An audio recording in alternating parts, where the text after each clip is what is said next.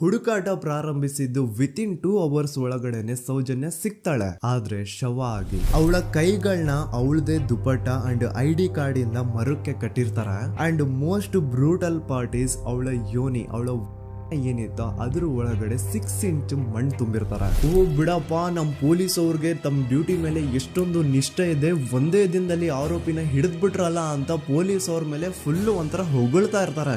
ಆದ್ರೆ ಪಾಪ ಜನರಿಗೆ ಎಲ್ಲಿ ಗೊತ್ತಿತ್ತು ಈ ಕೇಸ್ ನ ರಿಯಲ್ ಆರೋಪಿ ಬೇರೆ ಯಾರೋ ಇದಾರೆ, ಪೊಲೀಸ್ ಅವರೇ ಈ ಕೇಸ್ ನ ಮಿಸ್ಲೀಡ್ ಮಾಡೋದಕ್ಕೆ ಸುಮ್ನೆ ಸಂತೋಷ್ನ ಅರೆಸ್ಟ್ ಮಾಡಿದ್ದಾರೆ ಅಂತ. ಪೊಲೀಸ್ ಅವರು ಈ ಕೇಸ್ ಅಲ್ಲಿ ಕರಪ್ಟ್ ಆಗಿದ್ದಾರೆ, ಪೊಲೀಸ್ ಅವರೇ ಸತ್ಯ ಮುಚ್ಚಿಡ್ಲಿಕ್ಕೆ ಟ್ರೈ ಮಾಡ್ತಿದ್ದಾರೆ. ಹಾಗಾಗಿ ಈ ಕೇಸ್ ನ ಇನ್ಮುಂದೆ ಪೊಲೀಸ್ ಅವರಲ್ಲದೆ CBI ಅವರು ಇನ್ವೆಸ್ಟಿಗೇಷನ್ ಮಾಡಬೇಕು, ಈ ಕೇಸ್ ನ CBI ಒಪ್ಸಿ ಅಂತ ಅಗೇನ್ ಪ್ರೊಟೆಸ್ಟ್ ಗಳು ಸ್ಟಾರ್ಟ್ ಆಗ್ತವೆ. ಸೌಜನ್ಯ ಕೇಸ್ ಒಂದೇ ಅಲ್ಲ, ನಾರಾಯಣ ಹಾಗೂ ಯಮುನಾ ಕೇಸಲ್ಲೂ, ವೇದವಲ್ಲಿ ಕೇಸಲ್ಲೂ, ಆ ಬ್ಯಾಂಕ್ ಮ್ಯಾನೇಜರ್ ನ ಕೇಸಲ್ಲೂ ಹಾಗೂ ಪದ್ಮಲತಾ ಕೇಸಲ್ಲೂ ಸೀದಾ ಡೈರೆಕ್ಟ್ ಡೌಟ್ ಬರೋದೆ ಊರಿನ ಗೌಡ್ರ ಮೇಲೆ. ಸೌಜನ್ಯ ಕೇಸ್ ಬಿಟ್ಟು ಆ ಇನ್ನೊಂದು ಕೇಸ್ ಯಾವುದು, ಅದಕ್ಕೂ ಸಂತೋಷ್ಗೂ ಏನ್ ಸಂಬಂಧ, ಅದ್ರಲ್ಲಿ ಯಾಕೆ ಸಂತೋಷ್ನ ಪೊಲೀಸ್ ಅವರು ಫಿಟ್ ಮಾಡಿದ್ರು ಅಂತ ಪ್ರತಿಯೊಂದು ಹೇಳ್ತೀನಿ.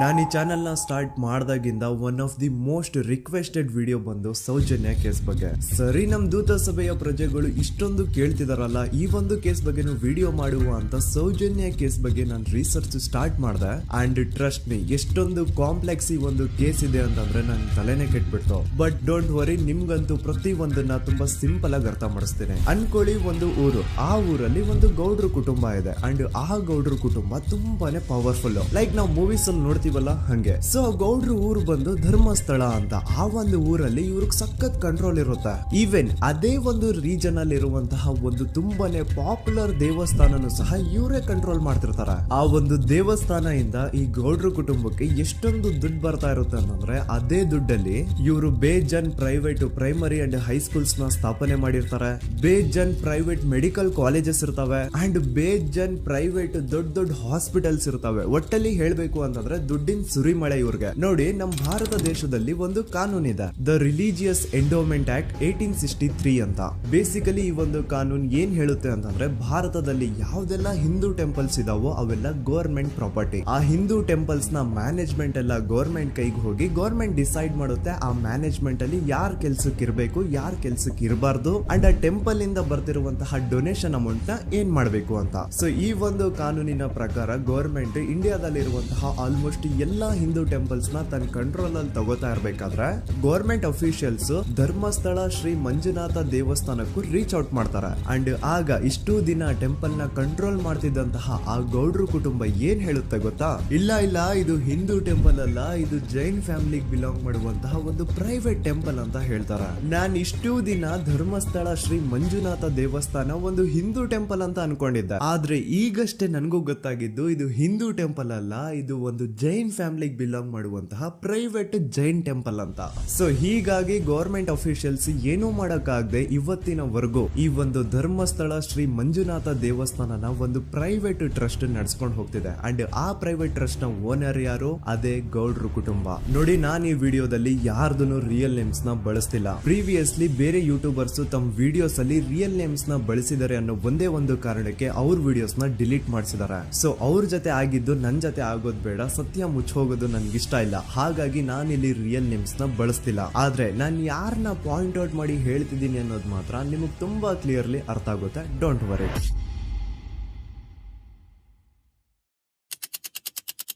ದಿನಾಂಕ 9/10/2012. A very normal day for every one except Soujanya. Dharmasthala ಹತ್ರ ಇರುವಂತಹ ಪಂಗಳ್ ಅನ್ನೋ ಒಂದು ಸಣ್ಣ ಹಳ್ಳಿಗೆ ಬಿಲಾಂಗ್ ಮಾಡುವಂತಹ ಸೌಜನ್ಯ ತುಂಬಾನೇ ಒಳ್ಳೆ ಹುಡುಗಿ. SDM ಕಾಲೇಜ್ ಆಫ್ ಉಜ್ರಿಯಲ್ಲಿ 2nd PUC ಓದ್ತಿದ್ದಂತಹ ಇವಳು ತುಂಬಾನೇ ಬ್ರೈಟ್ ಸ್ಟೂಡೆಂಟ್ ಕೂಡ. ಸೊ ಒಂದು ದಿನ ಅಂದ್ರೆ 9 ಅಕ್ಟೋಬರ್ 2012 ಬೆಳಿಗ್ಗೆ 7:30-8 ಗಂಟೆ ಹಾಗೆ ಆಸ್ ಯೂಶುವಲ್ ತನ್ನ ಕಾಲೇಜ್ ಹೋಗೋದಕ್ಕೆ ರೆಡಿ ಆಗ್ತಿರ್ತಾಳೆ. ಅವತ್ತು ಮಂಗಳವಾರದ ದಿನ ಅಂಡ್ ಅವತ್ತು ಲೋಕಲ್ ಫೆಸ್ಟಿವಲ್ ಬೇರೆ ಇರುತ್ತೆ, ಹೊಸ ಅಕ್ಕಿ ಅಂತ. ಈ ಒಂದು ಲೋಕಲ್ ಫೆಸ್ಟಿವಲ್ ದಿನ ಮನೆ ಒಳಗಡೆ ಏನೇ ಅಡುಗೆ ಮಾಡಿದ್ರು ಹೊಸ ಅಕ್ಕಿನೇ ಬಳಸಬೇಕು. ಸೊ ಹೊಸ ಅಕ್ಕಿ ತಂದು ಬ್ರೇಕ್ಫಾಸ್ಟ್ ನ ರೆಡಿ ಮಾಡೋಷ್ಟ್ರಲ್ಲಿ ಸೌಜನ್ಯ ಅವ್ರ ತಾಯಿ ತುಂಬಾ ಲೇಟ್ ಮಾಡ್ತಾರೆ. ಸೊ ಕಾಲೇಜ್ಗೆ ಲೇಟ್ ಆಗ್ತಿದೆ ಅಂತ ಈ ಸೌಜನ್ಯ ಟಿಫಿನ್ ಸಹ ಮಾಡದೆ ಹಾಗೆ ಹೋಗ್ತಾಳೆ. ಅವಳ ತಲೆಯಲ್ಲಿ ಏನಿತ್ತು ಅಂತಂದ್ರೆ, ಹೆಂಗೋ ಇವತ್ತು ಲೋಕಲ್ ಫೆಸ್ಟಿವಲ್ ಬೇರೆ ಇದೆ, ಹಾಗಾಗಿ ಮೇ ಬಿ ಕಾಲೇಜು ಬೇಗ ಬಿಡ್ಬೋದು, ಸೊ ಮಧ್ಯಾಹ್ನ ಡೈರೆಕ್ಟ್ ಮನೆಗೆ ಬಂದು ಊಟ ಮಾಡುವ ಬಿಡು ಅಂತ ಅವಳು ಅನ್ಕೊಂಡಿರ್ತಾಳೆ. ಆದ್ರೆ ಕಾಲೇಜ್ ಹೋಗಾದ್ಮೇಲೆ ಗೊತ್ತಾಗುತ್ತೆ ಅವತ್ತು ಅವಳಿಗೆ ಸ್ಪೆಷಲ್ ಕ್ಲಾಸಸ್ ಬೇರೆ ಇದೆ ಅಂತ.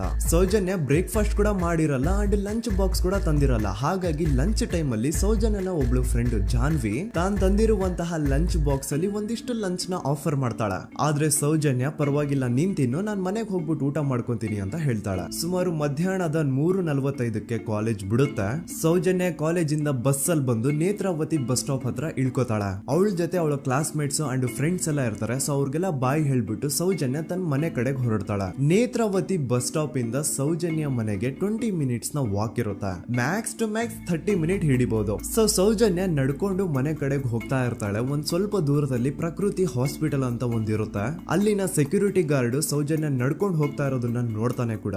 ನಂತರ ಸೌಜನ್ಯ ಒಂದು 10 ನಿಮಿಷ ಹಂಗೆ ಮುಂದೆ ನಡ್ಕೊಂಡು ಹೋಗಾದ್ಮೇಲೆ ಸೌಜನ್ಯಗೆ ತನ್ನ ಮಾವ ಸಿಗ್ತಾರ.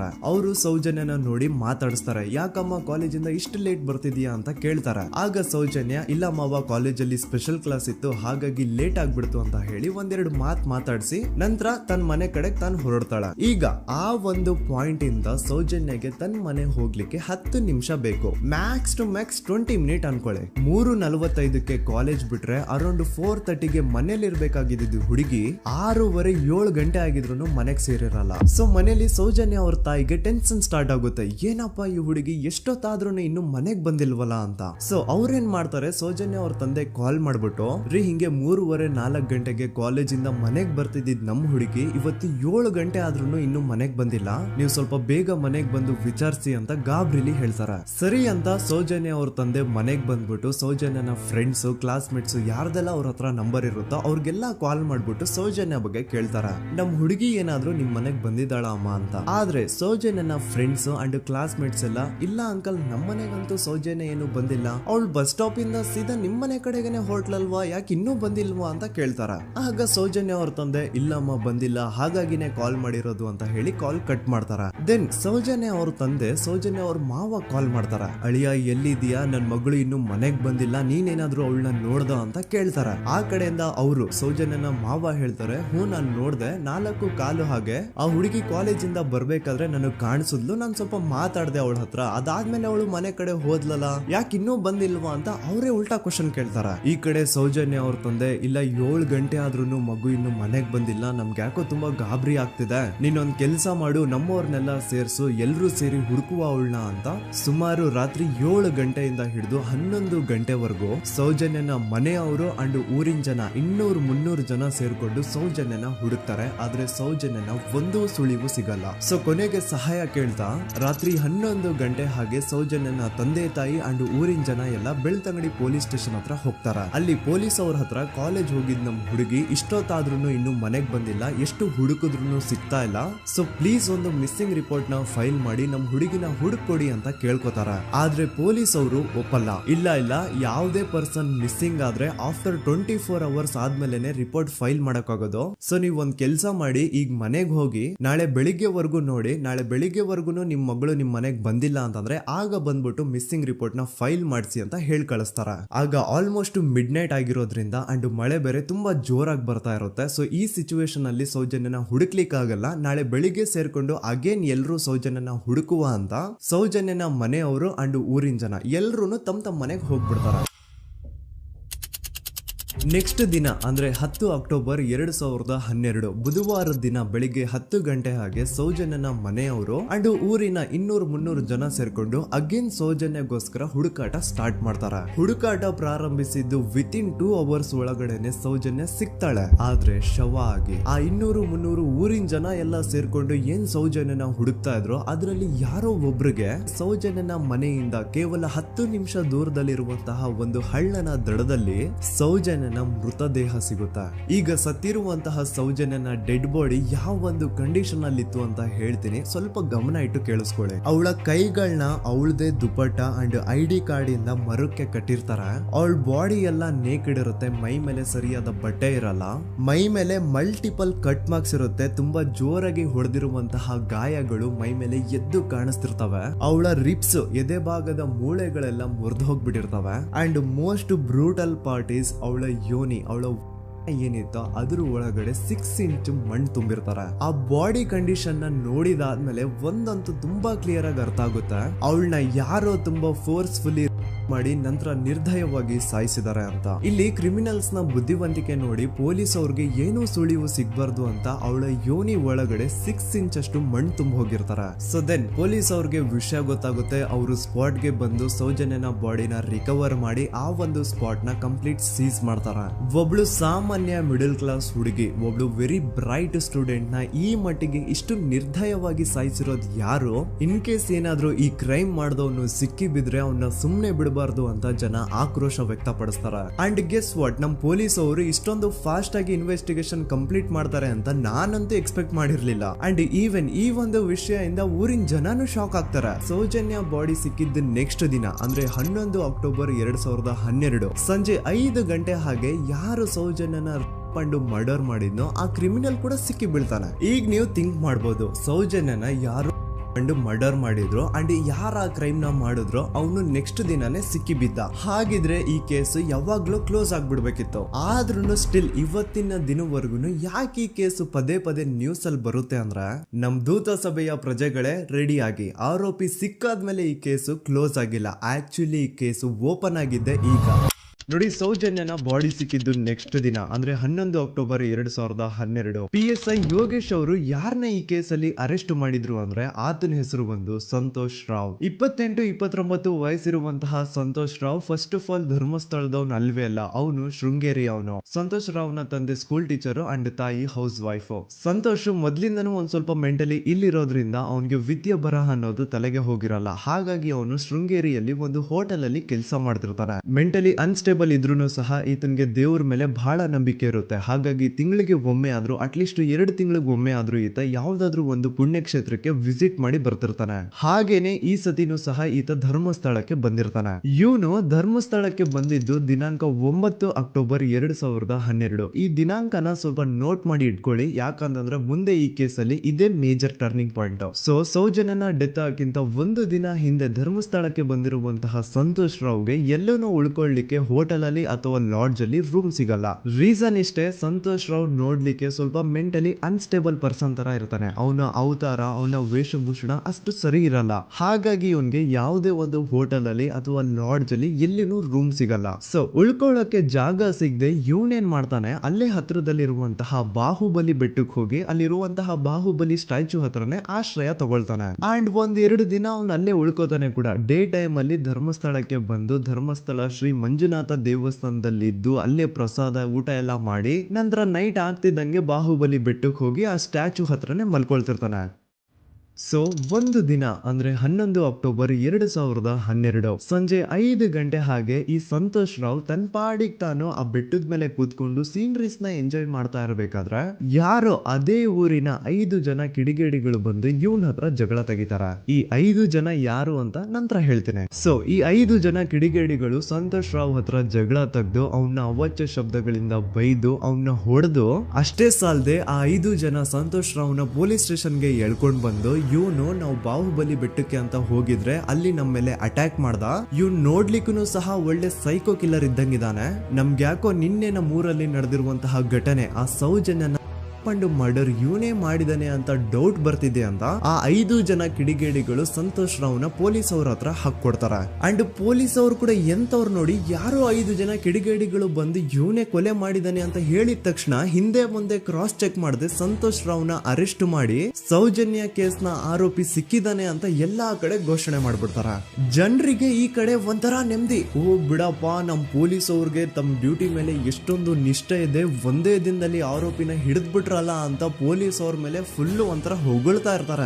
ಆದ್ರೆ ಪಾಪ ಜನರಿಗೆ ಎಲ್ಲಿ ಗೊತ್ತಿತ್ತು ಈ ಕೇಸ್ ನ ರಿಯಲ್ ಆರೋಪಿ ಬೇರೆ ಯಾರೋ ಇದಾರೆ, ಪೊಲೀಸ್ ಅವರೇ ಈ ಕೇಸ್ ನ ಮಿಸ್ಲೀಡ್ ಮಾಡೋದಕ್ಕೆ ಸುಮ್ನೆ ಸಂತೋಷ್ ನ ಅರೆಸ್ಟ್ ಮಾಡಿದ್ದಾರೆ ಅಂತ. ಸೊ ಸಂತೋಷ್ ರಾವ್ ಒಂದು ಹುಡುಗಿಯ ರೇಪ್ ಅಂಡ್ ಮರ್ಡರ್ ಕೇಸ್ ಅಲ್ಲಿ ಅರೆಸ್ಟ್ ಆಗಿದ್ದಾನೆ ಅನ್ನೋ ವಿಷಯ ಸಂತೋಷ್ ನ ತಾಯಿಗೆ ಗೊತ್ತಾದಾಗ ಅವ್ರ ಪಾಪ ನೋವಲ್ಲಿ ಕೊರ್ಗಿ ಸಾಯ್ತಾರ. ಅಂಡ್ ಇನ್ನು ಅವ್ರ ತಂದೆ ಒಂದು ಕಡೆ ಪಾಪ ಹೆಂಡತಿನ ಕಳ್ಕೊಂಡಿರುವಂತಹ ನೋವು, ಇನ್ನೊಂದು ಕಡೆ ಮಗ ನೋಡಿದ್ರೆ ಯಾವ್ದೋ ಫಾಲ್ಸ್ ಕೇಸ್ ಅಲ್ಲಿ ಅರೆಸ್ಟ್ ಆಗಿದ್ದಾನೆ. ಈ ಕಡೆ ಕೇಸ್ ನ ಇನ್ವೆಸ್ಟಿಗೇಷನ್ ನಡೀತಾ ಇದೆ. ಅಂಡ್ ಇಲ್ಲಿ ನಾನು PSI ಯೋಗೇಶ್ ಅವ್ರ ಬಗ್ಗೆ ಅಂತೂ ಮೆನ್ಷನ್ ಮಾಡ್ಲೇಬೇಕು. ಈ ಪೊಲೀಸ್ ಆಫೀಸರು ಗೊತ್ತಿದ್ದು ಈ ತಪ್ಪನ ಮಾಡಿದ್ರು ಅಥವಾ ಗೊತ್ತಿಲ್ದೇನೆ ಈ ತಪ್ಪನ ಮಾಡಿದ್ರು ನನ್ಗಂತೂ ಗೊತ್ತಿಲ್ಲ. ಸೊ ಇವ್ರು ಏನ್ ಮಾಡ್ತಾರೆ ಅಂತಂದ್ರೆ, ಸೌಜನ್ಯನ ಬಾಡಿನ ಪೋಸ್ಟ್ ಮಾರ್ಟಮ್ ಗೆ ಕಳಿಸಿದಾಗ ಡಾಕ್ಟರ್ಸ್ ಹಂಗೋ ಹಿಂಗೋ ಮಾಡಿ ಇಂದ ಕೆಲವೊಂದು ಸ್ಪರ್ಮ್ ನ ಸ್ಯಾಂಪಲ್ಸ್ ಕಲೆಕ್ಟ್ ಮಾಡ್ತಾರ. ಅದನ್ನ ಅವರು PSI ಯೋಗೇಶ್ಗೆ ಕೊಟ್ಟು ಇದನ್ನ ವಿತಿನ್ 72 ಅವರ್ಸ್ ಒಳಗಡೆ ಇನ್ನೊಂದು ಲ್ಯಾಬ್ ಗೆ ಸಬ್ಮಿಟ್ ಮಾಡಿ ಅಂತ ತುಂಬಾ ಕ್ಲಿಯರ್ ಆಗಿ ಹೇಳ್ತಾರ. ಆದ್ರೆ PSI ಯೋಗೇಶ್ ಆ ಸ್ಪರ್ಮ್ ಸ್ಯಾಂಪಲ್ಸ್ ನ ವಿತಿನ್ 72 ಅವರ್ಸ್ ಒಳಗಡೆ ಲ್ಯಾಬ್ ಕಳ್ಸೋದಿರ್ಲಿ, ಅದನ್ನ 12 ದಿನ ಆದ್ಮೇಲೆ ಲ್ಯಾಬ್ ಕಳಿಸ್ತಾರ. ಅಷ್ಟೊತ್ತಿಗೆ ಆಲ್ರೆಡಿ ಆ ಸ್ಪರ್ಮ್ ಸ್ಯಾಂಪಲ್ಸ್ ಗೆಲ್ಲ ಫಂಗಸ್ ಹಿಡಿದು ಅದು ಅನ್ಫಿಟ್ ಫಾರ್ ಟೆಸ್ಟಿಂಗ್ ಅಂತ ಬರುತ್ತಾ. ಈಗ ನೀವೇ ಹೇಳಿ, ಎಂತ ಡಂಬೆಸ್ಟ್ ಪರ್ಸನ್ ಪೊಲೀಸ್ ಆಫೀಸರ್ ಆಗಿದ್ರು ಅವನ ಹತ್ರ ಒಂದು ಮರ್ಡರ್ ಕೇಸ್ ಬಂದಾಗ ಅವನ ಹತ್ರ ಇರೋ ಮೇನ್ ಸಾಕ್ಷಿನೇ, ಮೇನ್ ಎವಿಡೆನ್ಸ್ ಆ ಹುಡುಗಿಯ ಇಂದ ಕಲೆಕ್ಟ್ ಆಗುವಂತಹ ಸ್ಪರ್ಮ್ ಸ್ಯಾಂಪಲ್ಸ್. ಸೊ ಅದನ್ನ ಮೊದಲು ಲ್ಯಾಬ್ ಕಳಿಸಿ ಅದನ್ನ ಐಡೆಂಟಿಫೈ ಮಾಡೋದು ಪೊಲೀಸ್ ಅವರ ಫಸ್ಟ್ ಡ್ಯೂಟಿ. ಆದ್ರೆ ಇಲ್ಲಿ PSI ಯೋಗೇಶ್ ಅವರು ಇದನ್ನೇ ಮರ್ತು ಹೋದ್ರು ಅಂತ ನೋಡಿ. ಯಾವುದೇ ಒಂದು ಕೇಸ್ ಅಲ್ಲಿ ಪೊಲೀಸ್ ಅವರು ಆದಷ್ಟು ಎವಿಡೆನ್ಸ್ ನ ಕಲೆಕ್ಟ್ ಮಾಡೋದಕ್ಕೆ ಟ್ರೈ ಮಾಡ್ತಾರ. ಆದ್ರೆ ಈ ಒಂದು ಕೇಸ್ ಅಲ್ಲಿ ಮಾತ್ರ ಪೊಲೀಸ್ ಅವರು ಎವಿಡೆನ್ಸ್ ನ ಕಲೆಕ್ಟ್ ಮಾಡೋ ಬದಲಾಗಿ ಎವಿಡೆನ್ಸ್ ನ ಡಿಸ್ಟ್ರಾಯ್ ಮಾಡೋದ್ರಲ್ಲಿ ಮುಂದೆ ಇದ್ರು. ಅಷ್ಟೇ ಅಲ್ಲದೆ ಈ ಪೊಲೀಸ್ ಆಫೀಸರ್ ಸೇರ್ಕೊಂಡು ಸಂತೋಷ್ ರಾವ್ಗೆ ಸೆಲ್ ಅಲ್ಲಿ ಎಂತ ಟಾರ್ಚರ್, ಎಂತ ಹಿಂಸೆ ಕೊಡ್ತಾರೆ ಅಂದ್ರೆ ನೆನ್ಸ್ಕೊಂಡ್ರೆ ಮೈ ಜುಮ್ ಅನ್ನುತ್ತಾ. ಹೊಡಿಯೋದು, ಕೆಟ್ಟದಾಗ ಬೈಯೋದು, ಇದೆಲ್ಲ common. Most brutal part is Santosh ರಾವ್ನ ಪ್ಯಾಂಟ್ ಬಿಚ್ಚಿ ಅವನ ಪ್ರೈವೇಟ್ ಪಾರ್ಟ್ ಮೇಲೆ ಬಿಸಿ ಬಿಸಿ ಕುದೀತಾ ಇರುವಂತಹ ನೀರ್ ಚಲ್ತಾರ. ಈ ಕ್ರೈಮ್ ನೀನೇ ಮಾಡಿದ್ಯಾ ಅಂತ ಒಪ್ಕೋ, ಇಲ್ಲ ಅಂತಂದ್ರೆ ನಿನ್ನ ಸೆಲ್ ಒಳಗಡೆನೆ ಸಾಯಿಸ್ಬಿಡ್ತೀವಿ, ನಿನ್ನ ತಂದೆ ತಾಯಿ ಎಲ್ರು ಸಾಯಿಸ್ಬಿಡ್ತೀವಿ ಅಂತ ಬ್ಲಾಕ್ ಮೇಲ್ ಮಾಡ್ತಾರ. ನೋಡಿ, ಸಂತೋಷ್ ರಾವ್ ಜಾಗದಲ್ಲಿ ನನ್ನಂತ ನಿಮ್ಮಂತ ನಾರ್ಮಲ್ ಪರ್ಸನ್ ಯಾರಾದ್ರೂ ಇದ್ದಿದ್ರೆ ಪೊಲೀಸ್ ಅವರು ಕೊಡ್ತಿರುವಂತಹ ಹಿಂಸೆನ ತಡ್ಕೊಳಕ್ಕಾಗದೆ ಆ ಕ್ರೈಮ್ ಮಾಡಿಲ್ಲ ಅಂದ್ರೂ ಮಾಡಿದೀನಿ ಅಂತ ಒಪ್ಕೊಬಿಡ್ತಾ ಇದ್ವಿ. ಆದ್ರೆ ಸಂತೋಷ್ ರಾವ್ ಮೆಂಟಲಿ ಇಲ್ಲಿರೋದೇ ಅವನ್ಗೆ ಅಡ್ವಾಂಟೇಜ್ ಆಗೋಯ್ತು. ಪೊಲೀಸ್ಗಳು ಸಂತೋಷ್ ರಾವ್ಗೆ ಎಷ್ಟೇ ಹೊಡೆದ್ರು, ಎಷ್ಟೇ ಬೈದ್ರು, ಎಷ್ಟೇ ಬ್ಲಾಕ್ ಮೇಲ್ ಮಾಡಿದ್ರು ಸಂತೋಷ್ ರಾವ್ ಬಾಯಲ್ಲಿ ನಾನ್ ಈ ಕ್ರೈಮ್ ನ ಮಾಡಿಲ್ಲ ಅಂತಾನೆ ಬರುತ್ತೆ ಹೊರತು ಆ ಕ್ರೈಮ್ ನ ಅವನು ಒಪ್ಕೊಳ್ಳೋದೇ ಇಲ್ಲ. ದೆನ್ ಕೋರ್ಟ್ ಟ್ರಯಲ್ಸ್ ಸ್ಟಾರ್ಟ್ ಆಗುತ್ತೆ. ಈ ಕ್ರೈಮ್ ನ ಸಂತೋಷೇ ಮಾಡಿದಾನೆ ಅಂತ ಸೌಜನ್ಯ ಕಡೆಯ ಲಾಯರ್ ವಾದ ಮಾಡ್ತಾನೆ. ಅದಕ್ಕೆ ಆಪೋಸಿಟ್ ಆಗಿ ಸಂತೋಷ್ ರಾವ್ ಕಡೆಯಿಂದ ಒಬ್ರು ಲಾಯರ್ ಇಲ್ಲ, ಸಂತೋಷ್ ರಾವ್ ಈ ಕ್ರೈಮ್ ನ ಮಾಡ್ಲಿಕ್ಕೆ ಸಾಧ್ಯನೇ ಇಲ್ಲ ಅಂತ ವಾದ ಮಾಡ್ತಿರ್ತಾರೆ. ಅಂಡ್ ಕೋರ್ಟ್ ಇಂದ ಆಚೆಗಡೆ ಸಂತೋಷ್ ರಾವ್ ನ ಅಗೇನ್ಸ್ಟ್ ಸ್ಟೂಡೆಂಟ್ಸ್ ಪ್ರೊಟೆಸ್ಟ್ ನಡೆಯುತ್ತೆ, ಪಬ್ಲಿಕ್ ಪ್ರೊಟೆಸ್ಟ್ ನಡೆಯುತ್ತೆ. ಅರೆಸ್ಟ್ ಆಗಿರುವಂತಹ ಸಂತೋಷ್ ರಾವ್ಗೆ ಗಲ್ಲಿಗೇರಿಸ್ರಿ ಅಂತ ಅವ್ರು ಡಿಮ್ಯಾಂಡ್ ಮಾಡ್ತಿರ್ತಾರೆ. ಸೊ ಹೀಗೆ ಒಂದು 2-3 ವರ್ಷ ಕಳೆದು ಹೋಗುತ್ತೆ. ನಂತರ ಒಂದು ಕೋರ್ಟ್ ಟ್ರಯಲ್ ಅಲ್ಲಿ ಸಂತೋಷ್ ರಾವ್ ಪರವಾಗಿ ಹೋರಾಡ್ತಿದ್ದಂತಹ ಲಾಯರ್ ಯಾಕೆ ಈ ಕೇಸ್ ಅಲ್ಲಿ ಸಂತೋಷ್ ಆರೋಪಿ ಅಲ್ಲ ಅಂತ ಪ್ರೂವ್ ಮಾಡ್ಲಿಕ್ಕೆ ಕೆಲವೊಂದು ಪಾಯಿಂಟ್ಸ್ ನ ಮುಂದೆ ಇಡ್ತಾರೆ. ಅದೇನಂತಂದ್ರೆ, ಮೊದಲನೇದಾಗಿ ಸಂತೋಷ್ ರಾವ್ ಈ ಕ್ರೈಮ್ ನ ಮಾಡಿದಾನೆ ಅಂತ ಒಬ್ರು ಒಂದು ಐ ವಿಟ್ನೆಸ್ ಇರಲ್ಲ. ಇನ್ನೊಂದು ಏನು ಅಂತಂದ್ರೆ, ಯಾವೊಂದು ಕಂಡೀಷನ್ ಅಲ್ಲಿ, ಯಾವೊಂದು ಬ್ರೂಟಲ್ ಕಂಡೀಷನ್ ಅಲ್ಲಿ ಸೌಜನ್ಯನ ಬಾಡಿ ಸಿಕ್ಕಿತ್ತೋ ಅದನ್ನ ಗಮನದಲ್ಲಿ ಇಟ್ಕೊಂಡು ಸ್ವಲ್ಪ ಪ್ರಾಕ್ಟಿಕಲ್ ಆಗಿ ಥಿಂಕ್ ಮಾಡಿದ್ರೆ ಆ ಒಂದು ಭೀಕರ ಕ್ರೈಮ್ ನ ಒಬ್ನೇ ಮಾಡ್ಲಿಕ್ಕೆ ಸಾಧ್ಯನೇ ಇಲ್ಲ. ಇನ್ನೊಂದು ಪಾಯಿಂಟ್ ಏನು ಅಂತಂದ್ರೆ, ಸೌಜನ್ಯನ ಇಂದ ಪೊಲೀಸ್ ಅವ್ರಿಗೆ ಯಾವುದೇ ಸ್ಪರ್ಮ್ ಸ್ಯಾಂಪಲ್ ಸಿಗ್ಬಾರ್ದು ಅಂತ 6 ಇಂಚು ಅಷ್ಟು ಮಣ್ಣು ಹಾಕಿರ್ತಾರ. ಸೊ ಈಗ ನೀವೇ ಹೇಳಿ, ಮೆಂಟಲಿ ಇಲ್ಲಿರುವಂತಹ ಪರ್ಸನ್ಗೆ ಇಷ್ಟೊಂದು ಬುದ್ಧಿವಂತಿಕೆ ಇರುತ್ತಾ ಅನ್ಕೊಳ್ಳಿ. ಅಷ್ಟೊಂದು ಬುದ್ಧಿವಂತಿಕೆ ಅವ್ನಿಗಿದ್ರು ಆ ಕ್ರೈಮ್ ಮಾಡಾದ್ಮೇಲೆ ಅವನ ಆ ಊರಿಂದ ಓಡ್ ಹೋಗ್ಬೋದಾಗಿತ್ತು. ಆದ್ರೆ ಮತ್ತ್ಯಾಕೆ ಅವನು ಅದೇ ಊರಲ್ಲೇ ಇರ್ತಾನೆ. ಅಂಡ್ ಸೌಜನ್ಯ ಕೊನೆಯದಾಗಿ ಪ್ರಕೃತಿ ಹಾಸ್ಪಿಟಲ್ ಮುಂದ್ಗಡೆಯಿಂದ ನಡ್ಕೊಂಡು ಹೋಗ್ತಾ ಇರ್ಬೇಕಾದ್ರೆ ಆ ಪ್ರಕೃತಿ ಹಾಸ್ಪಿಟಲ್ ನ ಸೆಕ್ಯೂರಿಟಿ ಗಾರ್ಡ್ ನೋಡ್ತಾನೆ. ಅಂಡ್ ಪ್ರಕೃತಿ ಹಾಸ್ಪಿಟಲ್ ನ ಆಚೆಗಡೆ CCTV ಕ್ಯಾಮರಾನು ಇರುತ್ತೆ. ಸಡನ್ಲಿ ಆ CCTV ಫುಟೇಜ್ ಕೂಡ ಕಾಣೆ ಆಗ್ಬಿಡುತ್ತಾ. ಇನ್ನೊಂದೇನು ಅಂತಂದ್ರೆ, ಸೌಜನ್ಯನ ಮರ್ಡರ್ ಆಗಿದ್ದು ನೆಕ್ಸ್ಟ್ ದಿನಾನೇ ಪೊಲೀಸ್ ಅವರು ಆರೋಪಿನ ಹಿಡಿದ್ರು. ಸೊ ಹಾಗಿದ್ದಾಗ ಆ ಕಲೆಕ್ಟ್ ಮಾಡಿರುವಂತಹ ಸ್ಪರ್ಮ್ ಸ್ಯಾಂಪಲ್ಸ್ ನ ಲ್ಯಾಬ್ ಗೆ ಕಳಿಸಿ ಇವನೇ ಆರೋಪಿ ಅಂತ ಕನ್ಫರ್ಮ್ ಮಾಡೋ ಬದಲಾಗಿ ಯಾಕೆ ಪೊಲೀಸ್ ಅವರು ಆ ಸ್ಪರ್ಮ್ ಸ್ಯಾಂಪಲ್ಸ್ ನ ತಮ್ಮ ಹತ್ರನೇ ಇಟ್ಕೊಂಡು 12 ದಿನವರೆಗೂ ಅದಕ್ಕೆ ಫಂಗಸ್ ಹಿಡಿಯೋವರೆಗೂ ಕಾದು ಆಮೇಲೆ ಅದನ್ನ ಲ್ಯಾಬ್ ಕಳಿಸಿದ್ರು. ಅಂಡ್ ಮೇನ್ ಇಂಪಾರ್ಟೆಂಟ್ ಆಗಿ ಸಂತೋಷ್ ರಾವ್ಗೆ ಒಂದು ಗುಪ್ತ ರೋಗ ಇರುತ್ತೆ, ಅದೇ ಫಿಮೋಸಿಸ್ ಅಂತ. ಈ ಕಾಯಿಲೆ ಏನು ಅಂತ ನಾನು ಈ ವಿಡಿಯೋದಲ್ಲಿ ಡೀಟೇಲ್ಡ್ ಆಗಿ ಎಕ್ಸ್ಪ್ಲೈನ್ ಮಾಡ್ಲಿಕ್ಕೆ ಆಗಲ್ಲ. ಜಸ್ಟ್ ತಿಳ್ಕೊಳ್ಳಿ, ಈ ಒಂದು ಕಾಯಿಲೆ ಇರೋರು ಇಂಟಿಮಸಿ ಮಾಡ್ಲಿಕ್ಕೆ ಆಗಲ್ಲ. ಇನ್ ಕೇಸ್ ಮಾಡಿದ್ರು ಅವರು ಸುಖ ಅಲ್ಲ ನರಕ ಕಾಣ್ತಾರ. ಸೊ ಇಷ್ಟೆಲ್ಲ ವ್ಯಾಲಿಡ್ ಪಾಯಿಂಟ್ಸ್, ಇಷ್ಟೆಲ್ಲ ಫ್ಯಾಕ್ಟ್ಸ್ ಕಣ್ ಮುಂದೆ ಇರ್ಬೇಕಾದ್ರೆ ಸ್ಟಿಲ್ ಪೊಲೀಸ್ ಅವರು ಯಾಕೆ ಈ ಕ್ರೈಮ್ ನ ಸಂತೋಷ್ ರಾವೇ ಮಾಡಿದಾನೆ ಅಂತ ಇವನ್ ಹಿಂದೆ ಬಿದ್ದಿದ್ದಾರೆ.